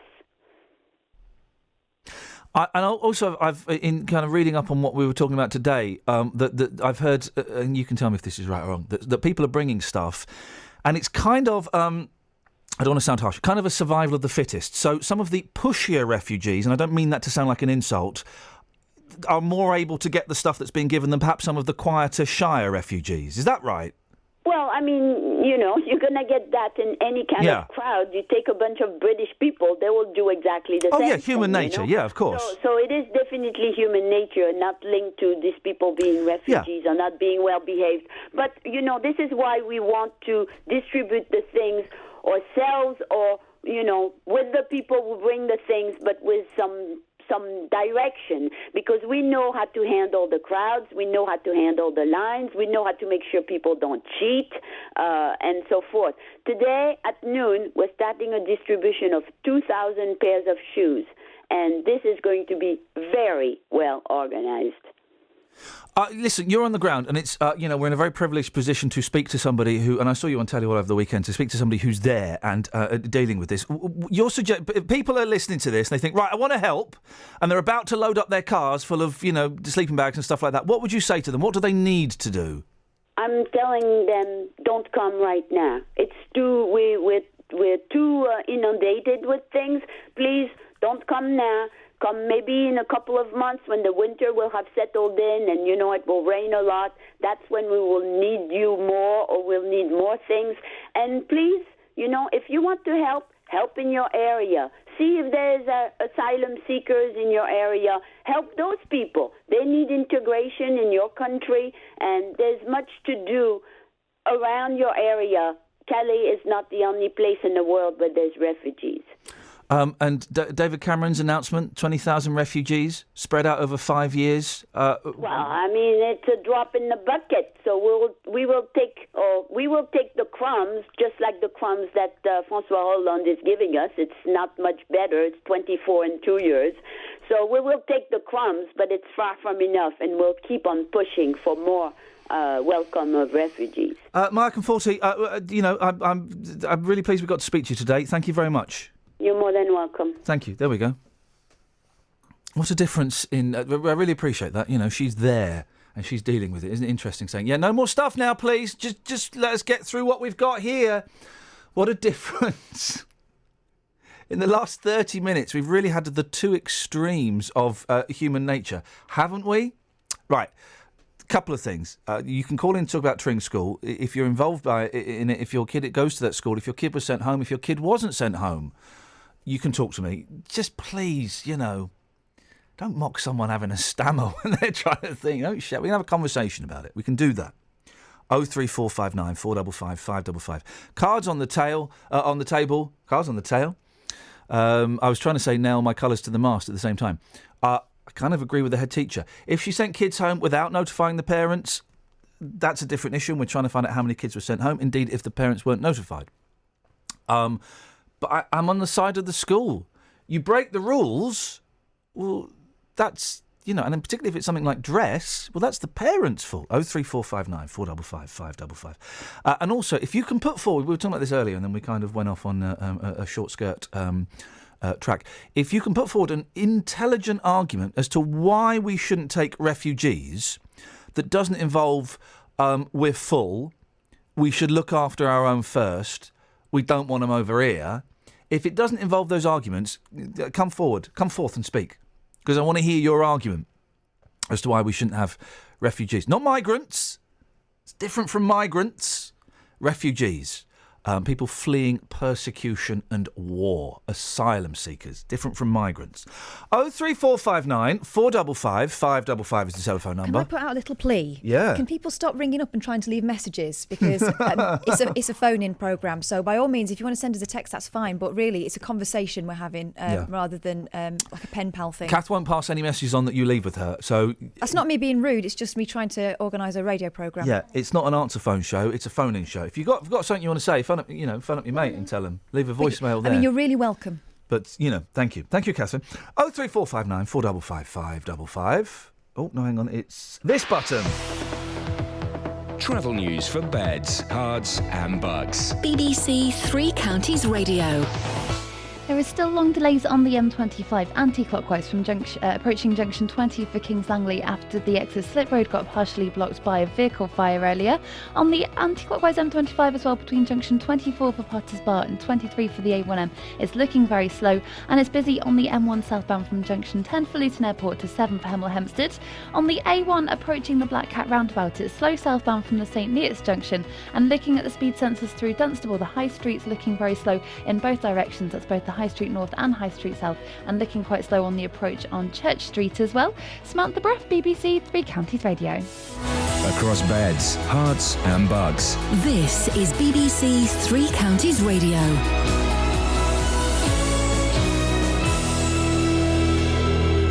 It's 8:30, I'm Simon Oxley. Labour is pressing ministers to publish the legal advice for the decision to order an RAF drone strike in Syria, in which 2 British jihadis were killed last month. MPs will hold an emergency debate today on the migrant crisis. The leader of Buckinghamshire County Council says councils will need extra funding to deal with Syrian refugees.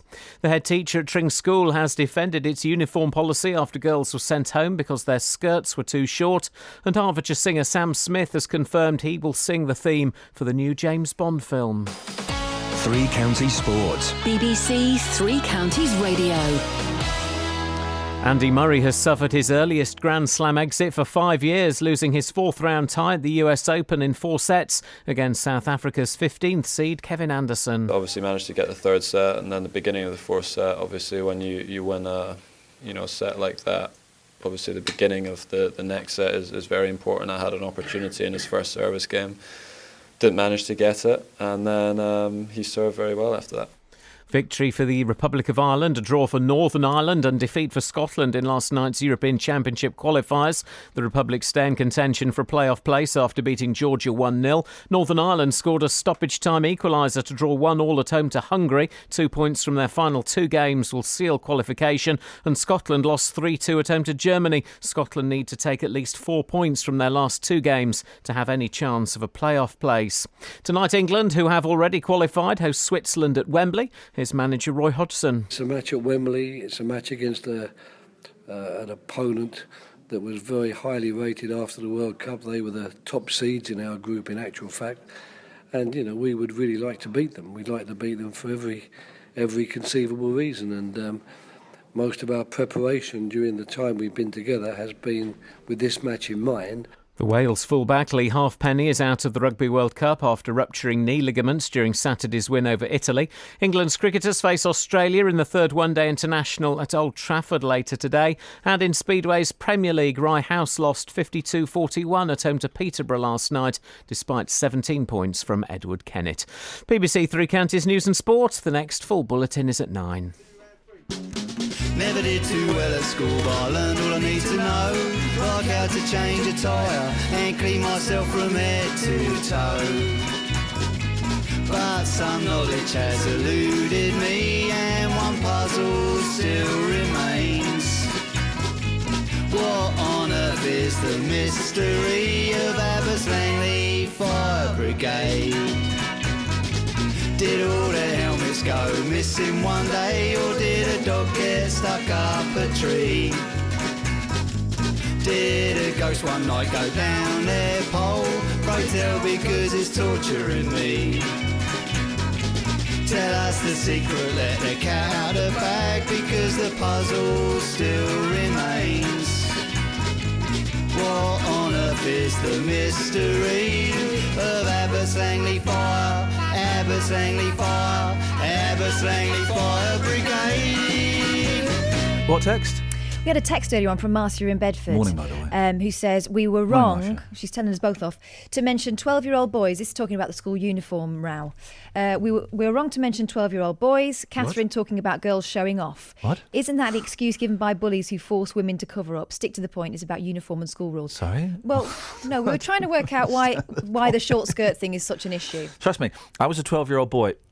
Towards the end of being 12, I'm struggling to remember through the mist of time. 12, 13, definitely. you know, I could barely stand up. Seriously, I was constantly, you know, because there's hormones. 12-year-old boys find 12-year-old boys find 14, 15-year-old girls very, very sexually attractive. Fact. It's a shame because 14, 15-year-old girls can't see 12-year-old boys. They're not interested in the slightest. And the thing is, interested in the slightest. I'm not suggesting that we cover up to save anybody else having to control themselves. We're not taking it that far. But what I'm saying is that it is, you know, the human condition at teenage to want to show off and peacock a little bit. And to do what? Peacock. Because why else? I mean, we used to modify our ties and put them skinny ways out. What for? We're talking about that, the school skirts. And boy, if you miss Joanna, you're going to want to listen to the podcast. We're also talking about, can you give me a good, intelligent, intellectual argument as to why we shouldn't accept refugees, okay? Big Ron's got one on the text.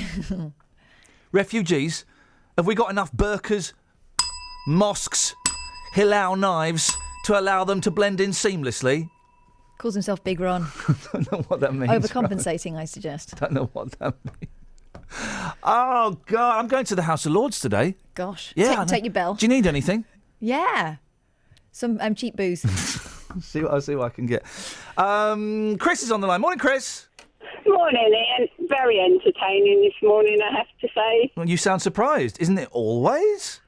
No, not like this. This is like fire and brimstone, my love. Fire and indeed brimstone, my love. Right. 3 things. Yeah. First one, embarrassment at school. Yes. When I was just in my development years, about 13, 14, I didn't take my PE kit to school. Oh. I was made to run around the school pitch in my bra, knickers, and I used to wear a full petticoat underneath. At the age of 14? Yep, right, and it was the last lesson of the day, and I had to run through the tunnel into the girls' changing rooms past everyone coming out of class. No. So that's what embarrassment is. So was it a male teacher? No, female teacher. It's a female teacher? Blimey. Oh. Yep, right. Yep. Secondly, I think you should ask Steve if he'd like to go work at a refugee camp for a week or two. This is Steve who was a real personal case. This is Steve who's on earlier, and he calls up from time to time. And do you know what? Sometimes I enjoy his badinage, and sometimes he prompts good conversation. But actually, I'm just tired of his really horrible. It's just snarky. Snarky is my new word. Snarky rhetoric. He won't. What's it? What? The thing is, when you get into the personal feel of it with people, your opinion can change it. It won't. It won't. He's got his. Listen, he's made his mind up, and that's all well and good. And I wouldn't want to change. I wouldn't necessarily want to change his mind. It's just there's a really nasty tone sometimes, and I don't want that anymore on my show. We do have some empty properties in Luton where people have gone off to Syria. And maybe some of these. Hey, there we go. We could do an exchange. Yeah, I'll be up for that. Now actually that makes sense. If you want to go over there and fight, that's fine. But can you leave your keys and can you send a family of 4 back to replace? I'll be up for that. That makes great sense. Very good. Hands up who doesn't want to stay. Yeah, Off we you go. I'm thinking that the people that are coming from Syria can. Stelios! Stelios, get a plane ready! I'm quoting John Gaunt now. Of course. Yeah, open the eyes of these people that are stupid enough to think it's brilliant out there and let them know why they're coming here and how dismal it can be out there for them. OK, Chris, thank you very much indeed. Let's go to Sarah in Milton Keynes. Morning, Sarah. Good morning. Morning. What have you got for us? Well, I'd just like to echo what Chris said, actually. It has been extremely entertaining this morning and has do you know what? driven me to call the show today, which I don't normally do. You had a tone, and I sat back in my chair and assumed the defensive position because I thought she's going to have a go at me. You've got a tone that sounds like you're going to tell me off for something. Are you? No, actually, no. I'm in full agreement with you today. OK, go on then. Which doesn't happen every day, if I'm honest. Good. It would be boring if it did. No, absolutely. Quite like a little bit of debate. So I'm just calling because Joanna infuriated me. This is the mum morning, whose kid had the skirt that she took to school was too short. Yeah, that's the one. Yeah, and it was more of the attitude of it. Actually, you know, we send our kids to school to be, you know, and we trust these teachers with our kids and their education, and they are figures of authority. And as parents, it is our responsibility to back those teachers. I've got a daughter who's 14, nearly 15 years old, and of course I took her out over the holidays and bought her school uniform, made sure the skirt was the appropriate length, etc., etc. So if I'd had a call from the school or a letter to say my daughter had been sent home because her skirt was inappropriate length, I would have made the assumption that my daughter had rolled her skirt up, because that's what teenagers do. Now, don't get me wrong, I'm like every other parent. I think the sun shines out of my daughter's backside because she is the most amazing thing on the planet. No, she's not. My boys are the most amazing thing on the planet. Okay, sub 15, okay? Exactly. Go on then. Yeah, go on. Thank you. But teenagers do that. Teenagers will hide things and they will lie to their parents. Not because they're bad people, but because that's what teenagers do. Yeah. And girls roll their skirts up because they want to fit in and because they want the boys to find them attractive. Obviously, that's not the reason that they're at school, and that's not what we want them to grow up to be. Now, I work for quite a large corporate organisation, and although I don't have a uniform to wear, there is still a dress code to adhere to. And if I came in with a short skirt on, I'd probably be sent home from work as well for wearing something that's inappropriate. That's one of the teaching your children about being brought up in the real world and having respect for authority and actually respect for themselves. That's one of the byproducts of the school uniform that only dawned on me later on in life, is that it does teach you to dress appropriately, and it does teach you to respect your surroundings. And you're right, when you go to work, you can't dress in a. There are rules that may not be written or may not be spoken, but there are rules as to what you can and you can't wear. Absolutely, and I think her. I mean, I overheard her say the second time she called in that she had to hang up the first time because she was getting her kids ready for school. So not only has she undermined the teacher's authority, she's come onto a local radio station for a story that's probably being heard nationally now and is bad-mouthing people. And that's the example that she's setting for her children. Yeah. And we're trying to teach them to be good adults, to function properly in society, and I'm just not sure how... Sarah, listen, I've got to move on. Speaking of good adults functioning well in society, as I said, I'm going to the House of Lords later on today, where they're all good adults who function properly and within the confines of the law. I go there and I can get where do I go? Hello. Next, how do I claim my £350 just for rocking up? You've got to be there for a while. They have some sort of clocking in mechanism. I'm going to be there for 2 hours and I want my £350. I think you need a cape for it. I'm dead. I've got ermine. I just need to kill it. I'm dead excited. I'm genuinely excited about going to the House of Lords. You've got your smart trousers on. Got my smart trousers, got a shirt and my jacket. I've just got a T-shirt on now. Oh, I was going to say, they're in the car. Okay. Ironed, ready to go. I've got a tie in my pocket. Oh, no, I've not. I think I left the tie at home. I just realised. Oh, well. Oh, well. What's Blackburn doing here? Come on, Blackburn's always here. He loves it here, doesn't he? Gets him out of the house. Should we go to... Do you want some Texas? Let me quickly take Dillis. Let me take Dillis, then we'll do some Texas. I'm keen to see what Dillis has to say. Good morning, Dillis. Good morning, Ian.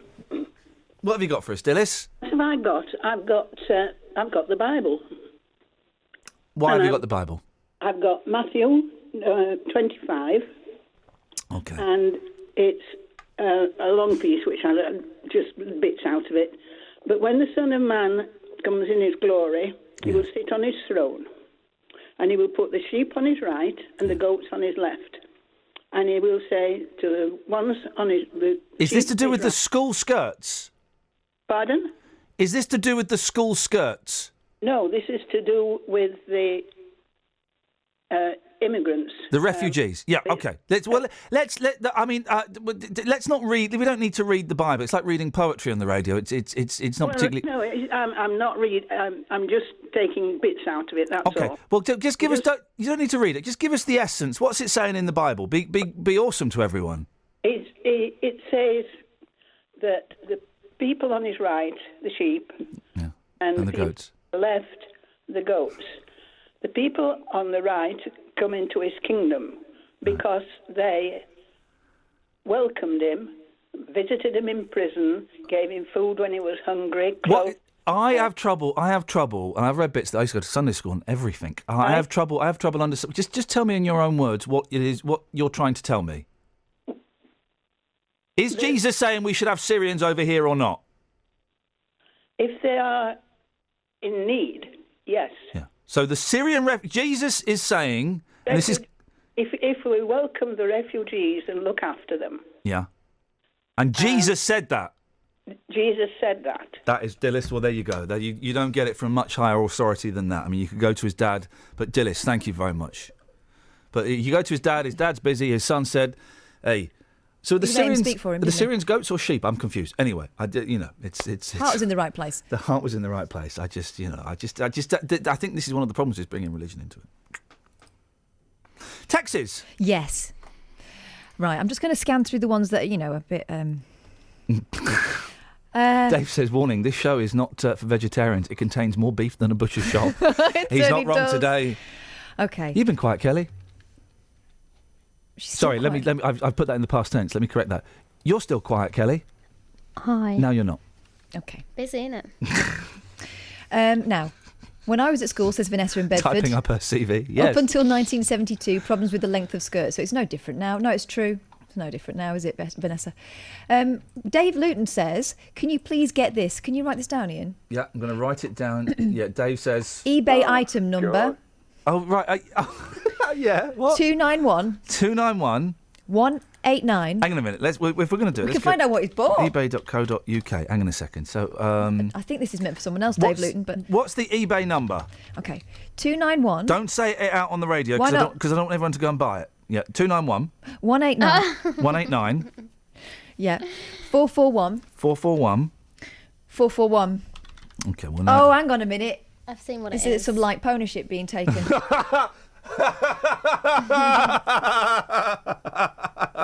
Oh, fair play. Yeah, all right. It's he sent me the link for a Tuscany HD M354S USB silent, quiet, anti-noise, no-click mouse. Can he get 3? Thank you very much indeed. Travel news for beds, cards and bugs. BBC Three Counties Radio. There are still delays on the M25 anti-clockwise approaching junction 20 for Kings Langley because of a car fire on the exit slip road earlier, so there's still a lane closed there too. Also anti-clockwise on the M25, it's busy between junction 17 for Maple Cross and 16 for the M40, and southbound on the M1 it's busy from junction 10 for Luton Airport to 7 for Hemel Hempstead, and looking at the speed sensors it's slow coming into Luton on New Bedford Road. It's busy in both directions there between the A6 and the South Beds Golf Club it's looking like, and also on the High Street in Dunstable it's looking slow in both directions. Samantha Bruff, BBC Three Counties Radio. Thank you, Sammy. Hey, it's nearly the end of the show, flippin' heck. 8:46, Tuesday the 8th of September. I'm Iain Lee. These are your headlines on BBC Three Counties Radio. Labour is pressing ministers to publish the legal advice for the decision to order an RAF drone strike in Syria, in which 2 British jihadis were killed last month.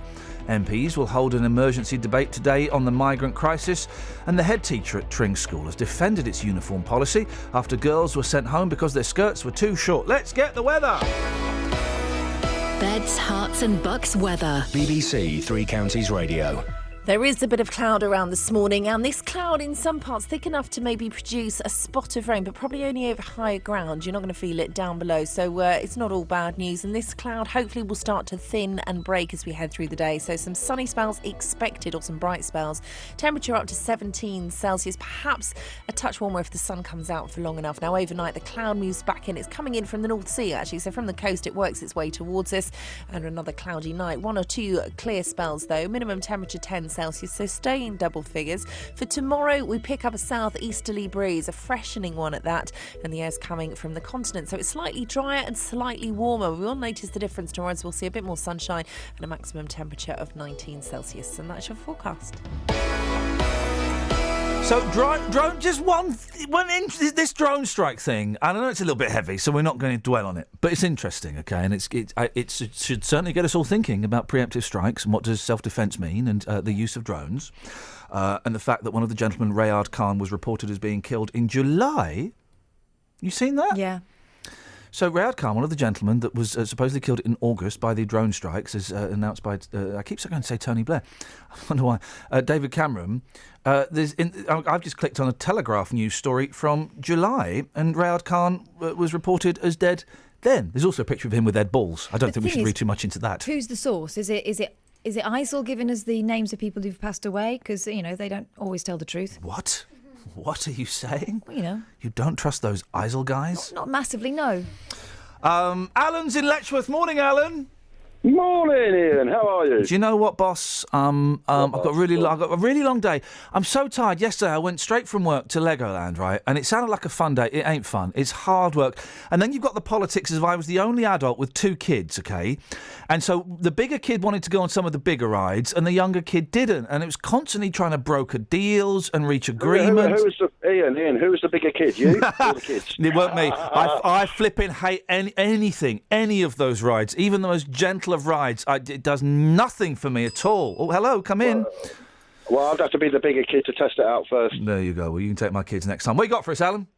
Listen, 2 things. Drone strikes. I think with drone strikes, I think it's picked up by mobile phone telecommunications. Is that how they do it? I don't no idea how it works. Yeah. I think so, but I'm not too sure. And they've got fair play. They've gone. They've got wiped the scum off the earth. But second thing, refugees. Yes. My sister is going to take 2 Syrian kids. She's going to foster them to give them another chance in life, which I think is really respectful. And I think the kids and families should be first, rather than all the thugs that are at Calais. That is my policy. Isn't that well? That's really interesting. Why is your sister? I'm going to follow 2 different avenues, if you don't mind, Alan. Why has your sister decided to do that? My sister, cut a long story short, our mum dumped us and we was adopted, and she wants to give 2 other kids another chance. And she was already in the adoption process anyway, and she's thinking about taking 2 Syrian kids on, brother and sister, or 2 brothers, 2 sisters, whatever. And fair play to her. I don't see why not. You know what I mean? I'll be there to help her as well. Well, that's very noble of her. Oh, I'm assuming orphans. Yes, orphans, yeah.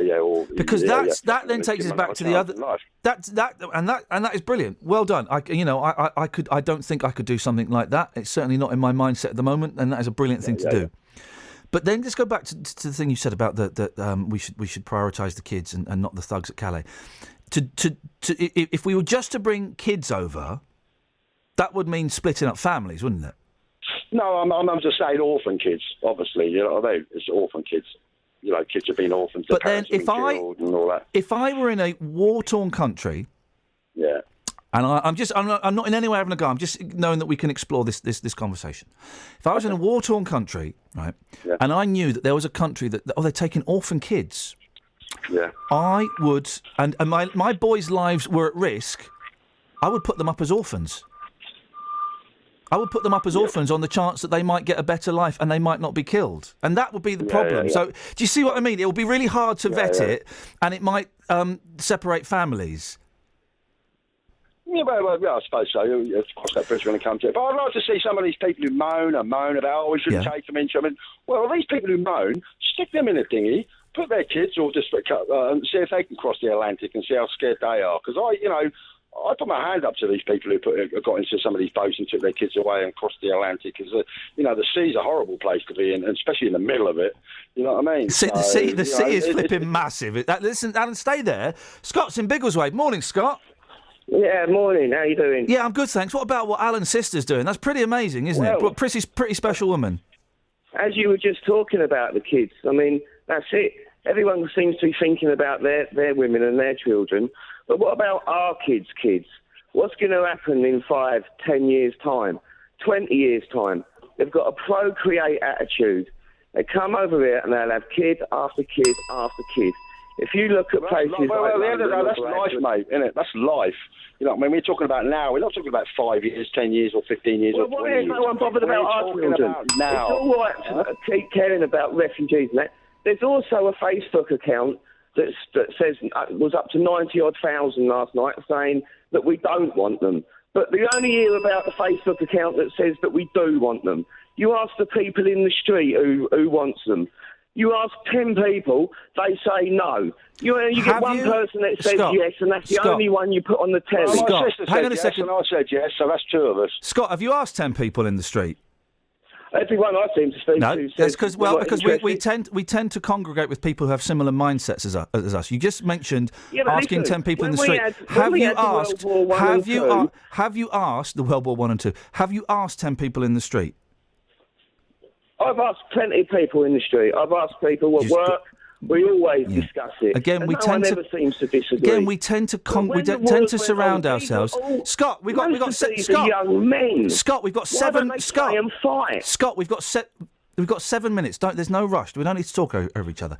We tend to work with and surround ourselves with people that think the same thing as us. So to say, well, all my mates agree with me, that doesn't really carry any weight in any argument, I don't think. My opinion be known in the booze as well, and everyone's welcome to join. You know, it's the most... Yeah, again, what we tend to, Scott, we tend to the people we hang out with generally have similar views to us about things. So I never buy the argument.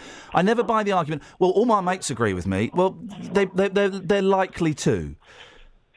Yeah, but you never hear about people that say no. You watch like news or anything, or like Sunday Morning Live on We've heard Sunday. all week everybody saying no. We've heard all week everybody saying no. You know what I mean? Give these kids a chance.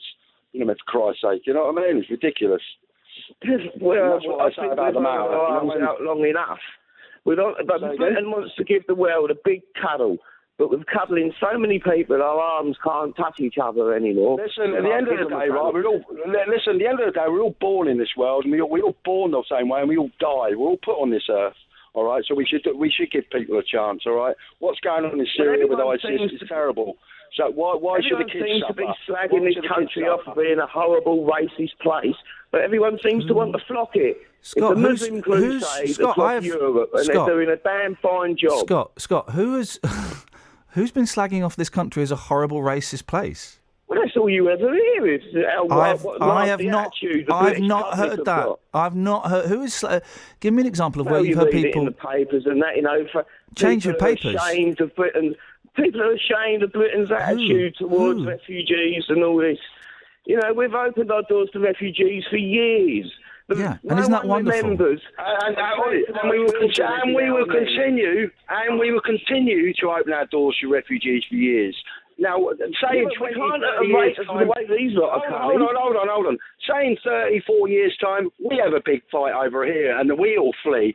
We all flee to France and Europe. Do you think people put up so many religions living in this one country? They're not going to get on with each other. It's called life.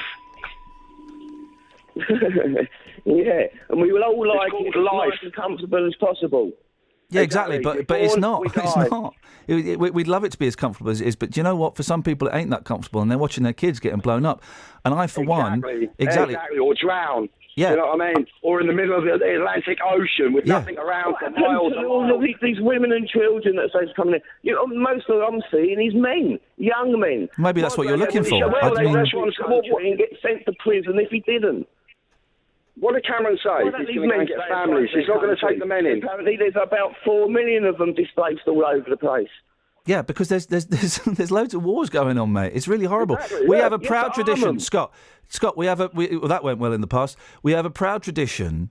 What about those 10,000 Jewish kids in World War II? Exactly. That we took in. Yeah. What about them? We took the children. Yeah. So you're happy to take the children? Yeah, but it's another religion thing. It's the attitude. Well, hang on, Jude. Are you? Scott. No, Scott. Listen,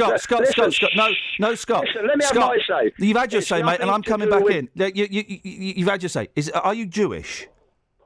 No, I'm not Jewish. Okay, so if it's a religion thing, you would have objected to 10,000 Jewish kids coming over in World War II. I wouldn't have objected to the children, but the thing is, so if we had 10,000 attitude that goes with the religious people coming, it's just kid after kid after kid. And are you talking specifically? I need to nail this down. Scott, I need to nail this down. You're talking specifically about Muslims, aren't you? Specifically, yeah. Okay, so because they used to say the same about blacks, about Indians. But they never ran their Catholics. I was working in London the other day, and there was a Muslim protest going down the street on big speakers, chanting for Bangladeshi rights in the UK. Yeah. Now, if you want Bangladeshi rights, where do you think the best place would be to go? Well, not Bangladesh, mate. Do you know how they get treated in Bangladesh? Terribly. Also, so why do they want Bangladeshi rights in the UK?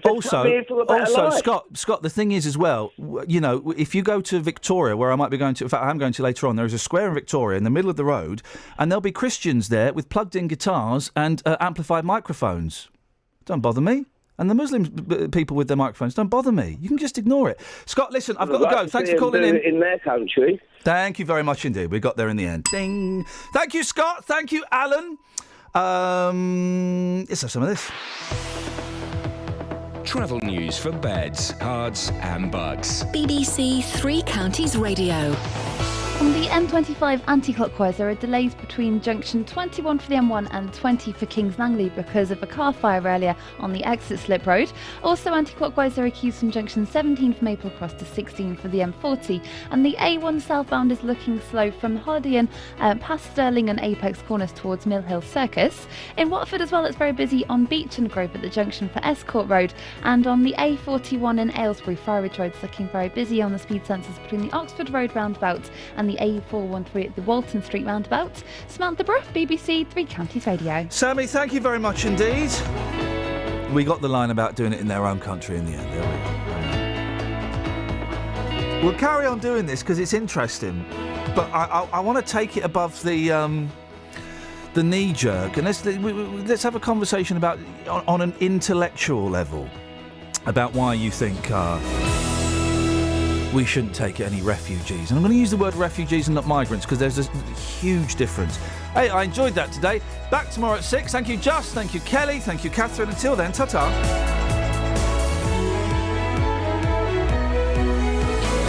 Local and vocal across beds, hearts and bucks. This is BBC Three Counties Radio. Thank you, Iain. Good morning. Welcome to the JVS show. I'm Jonathan Vernon-Smith.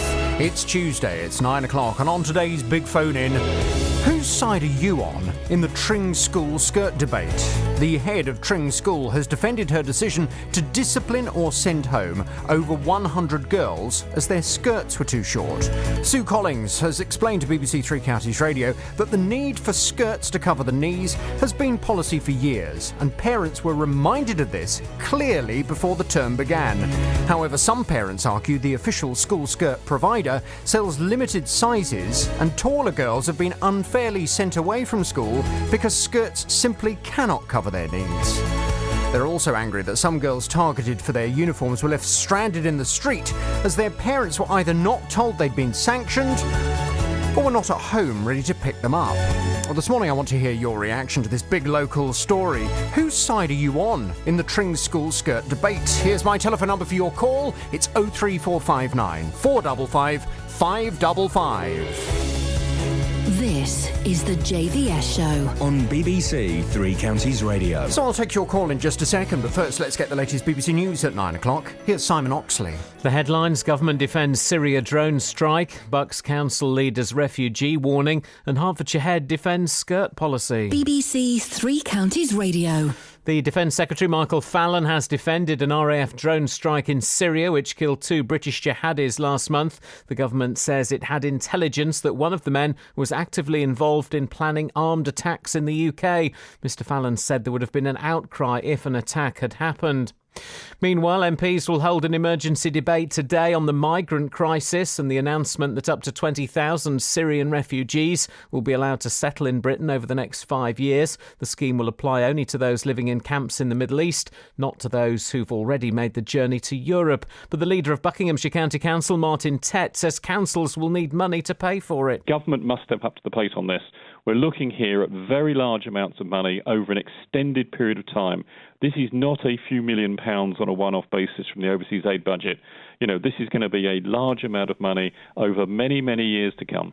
A court has heard how a Bedfordshire scrap metal dealer was beaten to death by 2 men he'd supplied cocaine to. The men deny murder. Adam Fennelly from Dunstable was found dead at Nash Park Travellers site in Buckinghamshire in March this year. More from Gail Sanderson. Luton Crown Court heard how the 31-year-old had suffered head and facial injuries and had 159 separate injuries on his body.